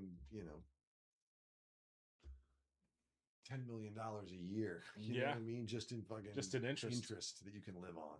and your money's still there, and the other $250 million you can just do whatever. You can use it to. The idea of these guys, maybe if you want Yeah, to, people complain, make it right up to $1 billion, 999 million, you know what I mean, or whatever it is. Take some number and say beyond that, no more. You just Yeah. can't have any, you can't have any. like the idea that billionaires are space racing one another the way that It's- fucking yeah, Russia and it's the US fucking used ins- to. It's fucking insane. Like, nope, we're It's fucking fucking, insane. we're taking Tesla, we're folding that, we're folding SpaceX into NASA. If Fucking, the guy was like, I think there should be billionaires, but they should be taxed, blah, blah, blah. It's like, yeah, okay. I think there shouldn't be billionaires and they should still be taxed. Yep. You know what I mean? I mean, I don't think that, I just think after a certain point, no one is like, it just warps their brain. No one needs that much money. Like it's not good. You can see what it's done to some of these people, and it's not great. no, they're all like insane people. Yeah, They're it's all fucked up there. It's maniacally insane human beings. Like, Yeah. and for whatever reason, they all lust to go on a podcast and express their psychotic nature. Yeah. I don't understand what that's all about. You would think that with that Well, much I money, you think would for just them- like chill. Again, Like Jeff Bezos is like the one that has it like right, because you don't ever hear shit from that guy. Well, Whatever you're he's right, up but to, he's the not on any full- He's on podcast. the full peptides. Oh, I know, trained I his know. wife in for, Oh, I know. But he for a ain't booby talking about it queen. on Joe Rogan. It's true. It's true. At least he's got that much self-awareness. But like, he's still shooting people up into space. No, And, he's still doing the space race thing. but, That hilarious scene with fucking William Shatner. yeah, where it's just like, William Shatner is deeply moved. Yeah, and you realize that he's Jeff having like an Bezos existential crisis. doesn't have that. Whatever that is, it's not in Jeff Bezos' brain. He's just like, pretty cool, huh? Like, William Shatner is literally, for those who don't Yeah. know, William Shatner, after he went up into space with Blue Origin with Jeff Bezos, they come back down to Earth, and Shatner is moved in like a dark way because he's having an existential crisis. He was like, he wasn't expecting space to be so empty, to be just like a dark void. And like, he's trying to express this to Jeff Bezos, but Bezos is there with like all these girls or whatever around him, and he's got Yeah. a bottle of champagne. Just And like in the middle of Shatner just being like, I was not expecting that it to be. He's like, pops the champagne. He's like, I think he actually. Oh, let me see if I got to see. in if I can find Bezos' it. head, all it's playing is just like Poison's "I Want Action."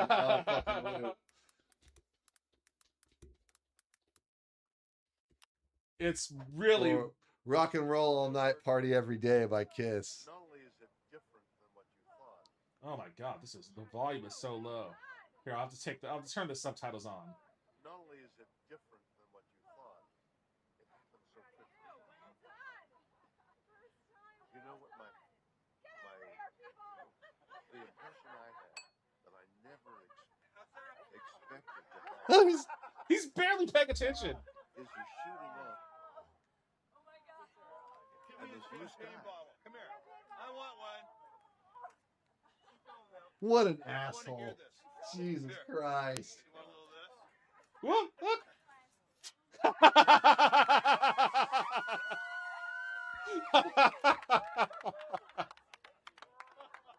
Captain Look Crypto. at him. Okay, I gotta get the fuck out of here. Well, that is some cringe, man. I can't barely watch it. The champagne showers have. I want action tonight, satisfaction. All right. Oh my god. What you Like that tells you everything about like the empathy and human nature of someone that can exploit people to the point of making like $1 billion. Because that's what it is. That's what it takes to become a billionaire. There's some level of just Yes. like soulless Well, that's exploitation. what I said. I was like talking to someone about Elon Musk, and this person was kind of a fan. I was like, Elon Musk is not like a genius. I was like, he's kind of an idiot. If he has one superpower, it's that he is a fucking sociopath. You know what I mean? It's sociopathy. Yeah. He just doesn't. He doesn't care what he does to other people or who he has to hurt and who he has to screw to make more money. It's just like, yeah, I invested in Tesla and And then I pushed out the founders, and I'll have the fucking Called myself the founder. Yeah, I'll have the history of the company rewritten that calls me a founder of Tesla. Like a regular person would never do that. That's a terrible thing to do. It's fucking really shitty. It doesn't bother him at all. Yeah. You know what I mean? And it's just like, these guys just don't need that kind of money. It's certainly warped Elon's brain, far more than he was when he was already warped. But like, you can like in those fucking Epstein correspondence. Yeah. These guys have too much money. Yeah, that's why Epstein existed to begin with. Yeah, like, they're when you have more money than there's shit to spend it on, what are you going to spend it on? Thinking about like, you're like P. Diddy and you're like, okay, what I need is 1,000 bottles of baby oil. You know what I mean? It's like, well, it's like, I can offer you the one thing that your money is not supposed to buy. Yeah. It's like, oh, like don't worry about you're not a person anymore. You're a deity. Yeah. You have reached a deity strata from the amount of money or political power that you exercise. And you need to be treated like a deity by being allowed to do the thing that only deities can do on my island. That's where island. Have sex with 15 Ukrainian models and then kill a hobo with a shotgun. Exactly. Like no one's gonna judge you. You deserve it. I mean, and that's why that shit exists, and for reasons of, political blackmail. Let's be real. Like the reason I partially substantiated conspiracy theory. No, I think that dude was definitely a Mossad asset. No, but like that's why I think we can't get out of Iran. Like no matter what we say. I would agree. Like, and they had that moment where it was like, we have the memorandum of understanding. And then you had the entire Trump administration shit talking Israel to some degree. And like JD Vance is going on podcast being like, they can't kill their way out of everything. And they're going to have to be blah, blah, blah. And Trump giving a speech where he's like dapping up Hamas and shit or whatever. Or the IRGC, talking really positive about those guys. And then like 2 days later, we're right back into the fucking war and it's like escalating. So it's like, okay, so then what the fuck was the point of all that? It was just weird ass posturing for like virtually nothing. And it's like every other day, it's like it's almost like insider trading. I mean, it's basically they do that shit to manipulate the markets. They do. Well, that was different. The memorandum of understanding thing was different. Like the market stuff is like, oh, we're gonna have a ceasefire that takes place between Monday at 7 a.m. until Friday at 5 p.m. Yeah. But then, we're going to war again on Saturday. Hard. Yeah. And then fucking Sunday night. It's like new hope for a fucking deal on Monday morning. Exactly. Like markets in China have responded positively to new talk of a deal. And the whole thing is just like so fucking scammy. And everything's a scam with these fucking people. I know. Trump coin, Melania coin. Yeah, it's all grift. It's fucking, like, let them eat grift. That would be, that's the, that weird state fair they did for the 250-year anniversary that was so shitty looking. Yeah. Like, all of it is just, and that's really the sad part is like, for all of like the Big Brother conspiracy theories that like dystopian cyberpunk fiction has espoused throughout the decades about what these types of societies are going to be like and what purpose they're going to be like, and like the Arasaka type villains that are going to be running the show. And yeah, we've got some Arasakas, but all of these motherfuckers are just doing it to basically do the same thing that a guy with a 3-card Monty stand is doing. They're just conning people out of money. Yeah. That's all it is. Well, no, you know what it is? It's basically like Die Hard. Like they like got all the sophistication. They go and their demand list. They want all these like, revolutionaries released all over the world, But at the end of the day, he's like, oh, it's all bullshit. He's like, this is just a robbery. He's like, yes, it's like, exactly. Yeah, pretty much. They're just robbing them. Robbing the Nakatomi Plaza. Yeah, except for it's the U.S. Treasury that's the Nakatomi Plaza, I guess.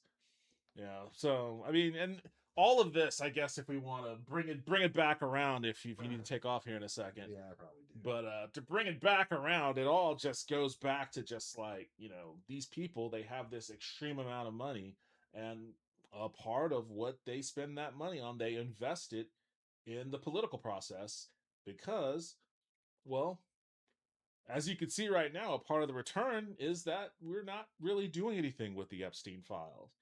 Like, we are arresting more people for fucking talking shit about the reflecting pool. Yeah. Than we're arresting people that are like, you know, assaulting and potentially killing children on a private island. Yeah. Like, I mean, that's a great return on your investment if you're one of those dudes.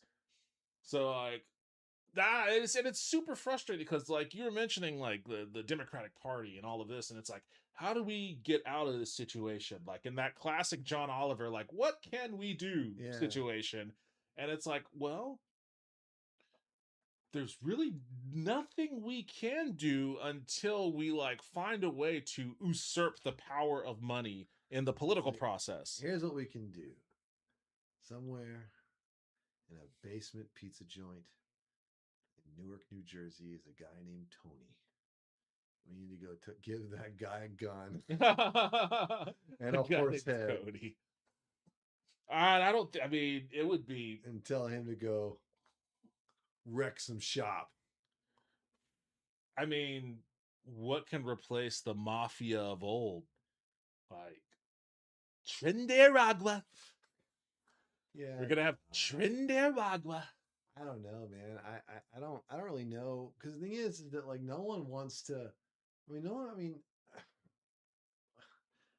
one wants to like break the law and be a bad guy and fucking kill people. And No, do of that course kind not. Shit, you know what I mean? It's like that's what it takes. Like to, Americans you know are what I mean? genuinely, Yeah, it's like pretty. I mean, I guess the word choice is up to you. Yeah. Good people, decent people, pliant people, Yeah. whatever descriptor, that's what the American people generally are. And it's a function of being comfortable. Like, we Yeah. are still in the seat of empire here. And even though we could feel the heat burning at our backs, like it hasn't crisped us just yet. Yeah. Not to the point where, you know, there are riots in the streets.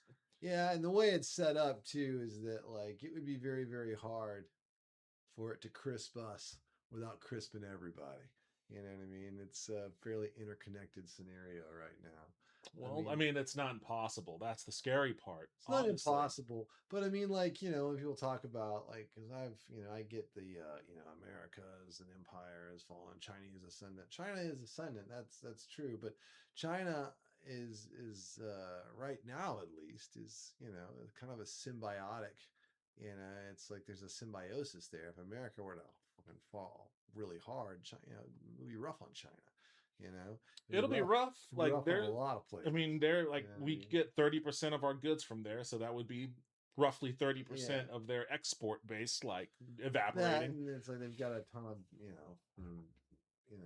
investments in the dollar and all kinds of it's not as simple as like the Roman Empire, where it's like the Roman Empire fell and I mean, the Roman Empire fell over considerable amount more time. Yeah, and that's the thing. Like the American Empire in and of itself has only existed for about roughly half 60 the time years. That the Roman Empire actually fell. Yeah, like 60, 70 years maybe. Like we got a foothold in after World War II with our Marshall Plan, but it didn't really become like imperial until around maybe the Korean War, maybe Vietnam War. Yeah, I would say post Korea. Yeah, when the CIA really starts to get out of hand, and the Dole Corporation is fucking collapsing governments. Once the British Empire started contracting and like we started picking up, like, okay, I guess you're no longer responsible for Israel. Now we're responsible for Israel. Now we're gonna start doing Middle East meddling. You're pulling out of the Middle East. Like Iraq exists because of arbitrary borders that Britain drew up, and they never were held to account for that, and all the other fucked up shit they did in the Middle East. Pulls out of Vietnam. We pick up where they left off. Like all of that sort of stuff. That's when our empire really started, but that was all like in the 60s. So like our empire barely even existed before it started to collapse on itself, and maybe it's not going to collapse as quickly as people might think. Like we're in a hard time right now. And it seems like we're setting ourselves up for like a collapse and for like there to be some kind of swap out with China. But the petrodollar still, well, for now, it still reigns. Unfortunately, this Strait of Hormuz shit, I mean, fortunately or unfortunately, depending on which side of the equation you rest on, but there are a lot of people that are getting their oil in the Chinese yuan now. You know, that's a direct challenge to the petrodollar. And it's made possible by the fact that you can buy stuff with the Chinese yuan out of China because they manufacture most of the world's shit at this point. I think it'd be cool if like we just invented some other ways to get oil out of the Strait of Hormuz. Like, you know, it's like I mean, we don't really need it. We I have mean, plenty of we have enough oil to refine here for us. Plus, Sure. you know, if we juiced up our yeah, but our- oil is, you know, it's fungible. It's on the global market. so, Sure, yeah. it'd be cool, like And what we about- stole Venezuela's oil. I don't know what the fuck we're doing What with about that. like huge balloons? Like, you know, like instead of the Just like a- tankers. wait, what? Instead of the tankers, like Dune. You know, they make it like Dune, like the tankers. We just build these enormous fucking like Zeppelin-y things that lift the tankers up out of the water and just like transport them through the sky. That would be awesome. Oh my god, that is like fucking the Hindenburg times like 2000. As soon as an Well, yeah, IRGC missile shoots that, No, you, or a Shahid drone just goes right into that no, fucking. it would be way, it would be way away from that. Yeah. But how though? It's in. If it's like, are you mean at like? Yeah, you go over Oman or some shit, some way, because now the sky's the limit. You know what I mean? Kind You of. know what I I mean, mean? there's so many air defenses and. Yeah, we have people like shooting you shit know, we down. have a lot of like you know, there's a lot of safe harbors for you know, you could go in the other direction. You don't have to go over through the Strait of Hormuz. You can you can go. Over I don't even know over what land. it would, because like a lot of oil gets transported out on those ships. Like I don't know what it would take to get that much oil airborne. I don't know. Like that would be that'd be It'd crazy. be cool though. You know what I mean? Or and like have it be like computerized drones or something like that. So it's like super mechanized and like the ships just like come to a certain thing and then just like and they get lifted and taken, and then drop down. I mean, it would take like 60 billion pounds of thrust. It's not a realistic thing. It would take However, the escape velocity of Yeah. like a small, densely, it compact, would be high super- gravity it would be planet. super dope. I mean, I feel like there's probably other things outside of putting I a like, bunch of oil in a zeppelin. Yeah, what's his face's plan? It was equally outlandish. Newt Gingrich is. He's like, okay, we go to the desert of Oman and we just nuke the shit out of it in a line and create a huge A new gorge. strait? Yeah, he was basically like use nukes to create a new strait in Oman. You know what I mean? And Oh, that's like Doom of Valyria shit. yeah. Because it's going to be highly irradiated. Like everybody that travels through there is going to and it get would great create, kill. like all kinds of fucking fallout too. It's a bad idea, Yeah. but also kind of epic. You know what I mean? I think it would just be hilarious if like America just thought of some wacky shit that like no one saw coming. You know what I mean? And Iran was like, "Oh shit, that would be awesome." Yeah, what we need to do is we need to like put all of the oil like in just like a big lake, an oil lake, and then we just get a really long straw There you and just go. like dip it in there and then just just suck it right through a big straw. Or like have a go to Oman and just create like an enormous fucking like pipeline turbine that's above ground, but it's enormous and it's like super power. And the ships just come to the fucking coast of Oman. They hook up to this thing and the oil evacuates out of the ship in like, a minute 25 or whatever, and the ship just backs up and just all day long ships are doing that. Meanwhile, the problem is they still got to get the ships, like other ships they have to like build new ships or I have a better idea. Okay. Hypersonic missiles. So we take all the oil, we put however many we can in like a crate, we attach to like 2 hypersonic missiles on either side, and we just launch that shit in the direction of like whatever country bought it, and it just flies. And then at a certain point, like the missiles detach and split out and they do whatever. But there's like parachutes on like the crates that has the oil, and the parachutes deploy and they just airdrop into like their location. I think it's too fast. But that's a I think, that's a like, good thing. I think like huge balloons made out of carbon fiber nanotubes that are essentially impenetrable. You know what I mean? And they're just filled with helium. You know what I mean? And controlled by powerful drones, and they just lift the oil and then they just go in rows, just like in Dune, where those fucking balloon ships or whatever, like over the sand. It's so they just funny send that them we're over. First of all, you got a lot of Dune inspired solutions. Well, to it this. makes sense because he wrote Dune about like Yeah, America's exploitation of the It's Middle East spice. for oil. Basically.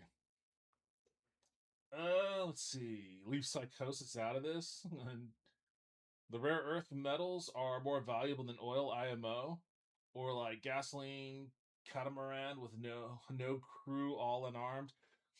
A catamaran. Oh, it is me, and guess what? Fish titties. Yo, what's up, Toaster? Welcome back to the stream. How are you doing? Yeah, I mean, all of this is just a function. Space elevator, dude. Space elevator, like and then like in Oman, and they just like take the stuff up. The ships go up in the space elevator. And How then, have we not figured out teleportation yet? well, teleportation's really tough. I mean, It's really tough. Yeah, but because you have to destroy what is on the pad. That's what they don't tell you in Star Trek. Yeah, they destroy it and then they like recreate it. But like, and they get around it by saying we actually take that energy and move it over here and then reconstitute it, so it's not really being destroyed. But in reality, Zach and I went down a deep teleportation rabbit hole one night driving between Dallas and Austin, and we came to the conclusion that every time you see Picard, it's just a different version. It's a different version. It's basically like, have you seen The Prestige? No, but I think you told me about that's that a fucking before. great movie. You should see The Prestige. Yeah, that might actually be Christopher Nolan's best movie. I haven't seen The Odyssey yet, so. I have good news. I paid a friend over $500 to make an avatar for VR chat that I will barely ever use. Damn. Well, that is good news. Hey, if you've got the VR chat money to spend, I sent you in the Discordians. I'll check it after the stream. No space elevator, space slingshot.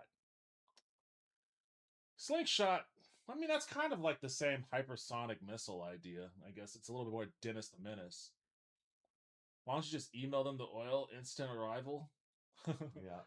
Technically, we know teleportation. It's just the only instance of it was kind of like break stuff.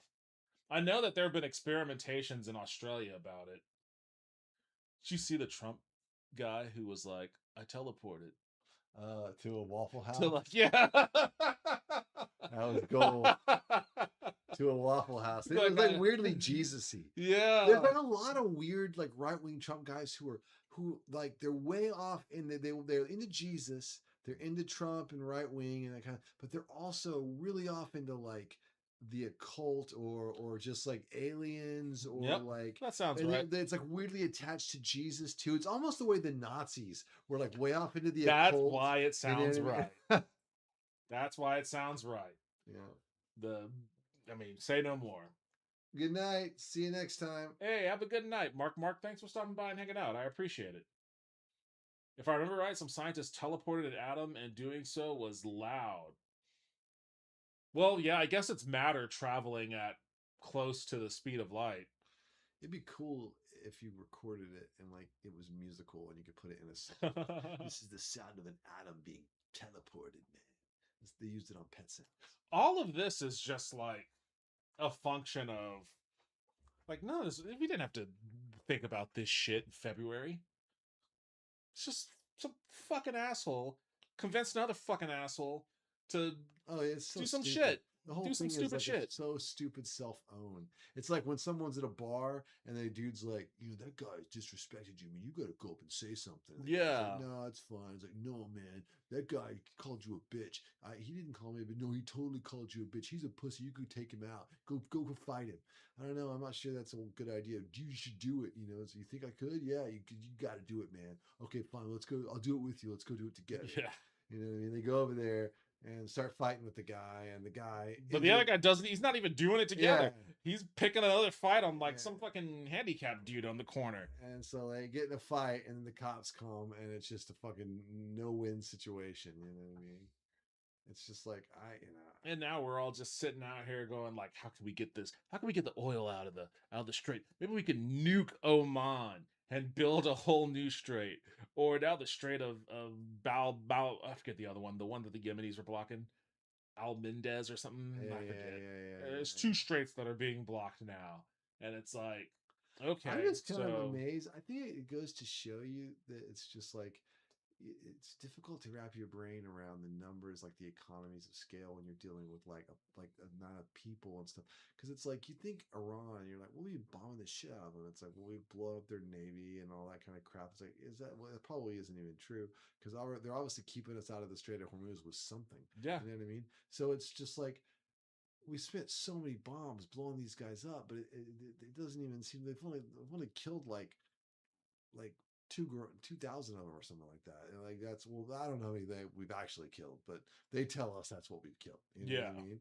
But you're just like, these are all targeted strikes. Really, are they? I mean, what do we? What the fuck is going on? It doesn't even feel like war. It just kind of feels like some shit that they're doing. Well, it feels like war. The fucking 600 casualties that they dropped the other day. It was like, yeah, actually, 600 American casualties, and by casualties they mean both killed and wounded. Oh, I was gonna say, but 16 people have well, died. they say 16 people have died. I know that significantly more than 16 have died, but they're saying they're blending because more than 16 have died. They're blending wounded and killed into the same casualty. Yeah, my count. point is it's so detached. It's just like, yes, I'm sure it feels like war in Iran where you're getting fucking Well, yeah, but bombed all the war in Iraq was that way here too. Yeah, but at least like in that thing, it was like it was on the news constantly. That was just a lot more. Even that felt more visceral. You know what I mean? This feels like we're all just like waiting to see if gas prices are going to go down. You know what I'm saying? Yeah. Yeah, I think there's two reasons for that. One, I think because the Bush administration did a big buildup to try to sell the war, a lot of people were more astutely aware of the war. And as such, especially given the excuse of weapons of mass destructions, people were dialed into, okay, where are the weapons of mass destructions and all that sort of stuff. This Iran shit, there was no buildup and there's no coherent reason why we're doing it. So that leaves, there's not a target to focus of, on. All of our sanctions and shit, we were like very, very isolated from Iranian media, other than like YouTube where they put those Lego videos. Those videos are bangers. No lies detected. Yeah. But, you know, yeah, I mean. And the other part is we're just desensitized to war because we spent 20 years in Iraq and Afghanistan and we bombed Yemeni weddings and all sorts of shit. So like there's a couple of different, and that doesn't mean that people in America don't care. We don't know what to do. And I think maybe that's the broader, and that's probably the broader theme of everything. Like whether it's tariffs and the cost of inflation, or whether it's the Epstein shit, or whether it's cyclospora and fucking the measles coming back and all this other crazy health and human service related shit. Like all of it for us distills into either I don't know what to do or it feels like there's nothing we can do. And that's a really shitty fucking way to feel. Yeah, I think that like it's a weird thing because it really feels like it feels very detached from like any kind of. I mean, I think every American feels generally pretty powerless. I mean, with this as far as to really affect change, it's not like I can move this mouse with my hand. I move the mouse. You know what I'm saying? That's not a thing that you can do with the government at all. You know, no. And so there's a general detachment there that breeds a certain amount of apathy, you know, where people are just like, whatever, it doesn't matter who I vote for. They're the fucking same, you know what I mean? Yeah. And you see that sentiment on both the right and the left to some degree. But the thing is also is that this administration, more than any other administration, they're just doing a bunch of fucking crazy shit. But what's weird is, and going back to our earlier in this conversation, things aren't radically different from day to our day. We were seeing crazy shit. You know what I mean? And it's like, I guess if you're being harassed by ICE, things are radically different. But for a lot of people, it's just like crazy shit, but it doesn't actually, they still go to work and they still, gas is generally it depends. I guess 15 cents of what it was a month ago. And you know, I think it depends though. Like, I think the difference, I think that there are a lot of people that feel a lot more constricted. Like there isn't quite a freedom to do some of the things that maybe you were able to do a couple years ago. like, oh, okay, like there was a very famous statistic over the past few years about how Americans can't afford like an emergency payment of like 300, $500 or some shit like that, right? That hasn't gotten any better. But like, if you don't have to make that emergency payment, then hey, maybe you can take a trip to fucking, Florida or whatever. You call like a plane ticket on Spirit would cost $80 to $120. That's affordable if it's within your $300 emergency fund that you don't mind spending on a trip somewhere, right? Or even if it's not a trip, if you just go see, Bill Burr perform at the Austin Music Hall, or you go to race go-karts at the city at Coda, like that sort of stuff has been drastically more restricted just by virtue of the fact that literally everything just costs more. Like from your Disney Plus subscription or your Netflix subscription, that's like fucking $30 a month now at this point, or whatever gas that you pay. It may be 15-20 cents more, but you know what? If you're driving to the office every day, that's gonna rack up. And then on top of that, if something does happen with your car, God forbid you have to buy a new one, because like the cheapest one you're gonna get off the lot is gonna be 28 grand. Like, yeah, then also too, it's like, well, and as all this is happening, so you feel that, and you see all the crazy shit, you know what I mean? But at the same time, the stock market is to the fucking roof. That's so irrelevant. It Like, is. It that is is so irrelevant. irrelevant. But it's like someone is doing great. You know what I mean? And it's just like there's this sense of like, and there's a lot of people that point to the stock market, and so much of what we consider in America, like people look at the economy, like there's like, oh, it's the Wall Street versus Main Street. Well, Wall Street is fucking killing it. But the thing is that the farther it goes up, you know what I mean, the more everyone's just kind of like, how is this possible? Because the thing is that like everything's more expensive for me, and these guys are making more money. Because like a lot of that is just bubble. So things could be, sure it is. But like if you tell somebody that, like I was talking to my mom, she's like, well, the stock market's going. I was like, yeah, mom, the stock market's 4 companies. If you take fucking 4 companies passing money from back and forth to each other out of the economy, if you take AI out of the economy, it's fucking flat. Yep. You know what I mean? Which is not great, but the thing is that it's just like, again, it creates that level of detachment where you're just like,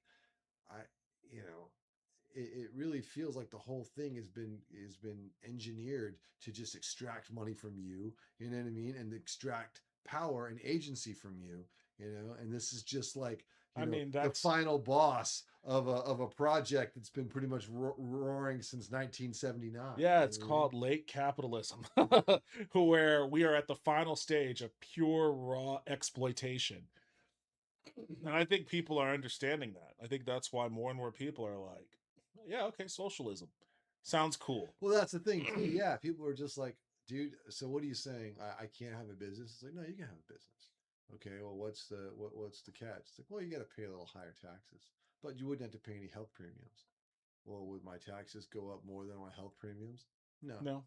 In fact, you'll save money because you'll be paying less for your taxes for healthcare. Less tax increase than you already pay for your premiums. So you're saying I get healthcare that doesn't ever fucking cause any problem. They just fucking do it, and I actually pay less money than I'm paying now. Yeah, and I can still be rich if I like strike it rich. Yeah, of course. They're like, okay, yeah, I want to do that. That sounds better than this. Yeah, you know what I mean. That's the thing. Anyone's going to take that deal. And also, these companies that are trying to use market consolidation to squeeze your small business out of existence, we're going to break them up. We're going to break those companies up. We're going to tax the people that have the money to crush your small business so that they can't manipulate the market in that manner. Like, so you can have your business. If you can run your business. At a certain point, some people just suck at running a business, but at the very least, it's about cultivating an environment that doesn't allow for fucking pirates to just run rampant. Pirates and highwaymen stealing money from everybody at every juncture. On that note, we got I'm about to bolt, but Haunted Toaster, see you later. It was fun. Swap this over. do the outro here. Well, Vince wants to know if you liked Brand New Day. To bring it full circle, we started talking about movies when we finished talking about movies. Oh yeah, I did like Brand New Day. I thought it was, I thought it was pretty good. Like, I haven't liked a Marvel thing in a while, and I have negative interest in Doomsday, but Spider-Man, that was a good movie. I liked it.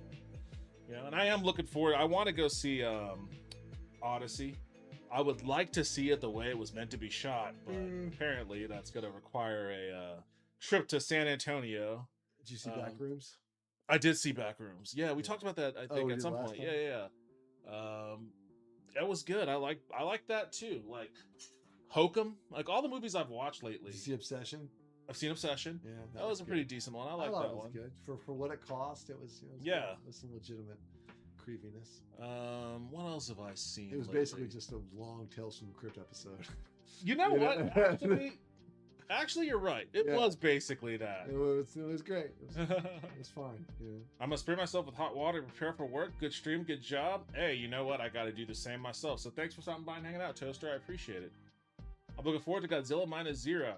That's probably going to be a good one too, because I liked Godzilla Minus One. So I got to put that one on my list. I wanted to see Godzilla Minus One. I never got around to it. You should watch it. It's got to be available somewhere. Yeah.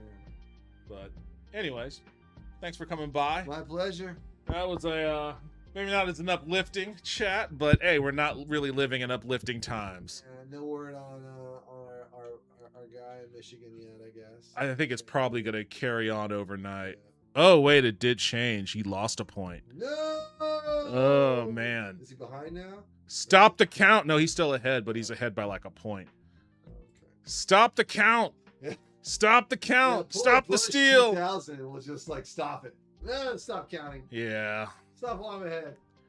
That makes no sense, though, man. Like, none of the polling indicated that it was going to be that close. I think they're stealing it. Anyways, that's it for us. Yeah. Take it easy, everybody. I will be back tomorrow, probably playing, no, wait, tomorrow's Wednesday, isn't it? I won't be back tomorrow, but I'll be back Thursday, probably playing Mass Effect 3, so hope to see, or 2, so hope to see you all again. Take care. I'll see y'all when I see you. Later.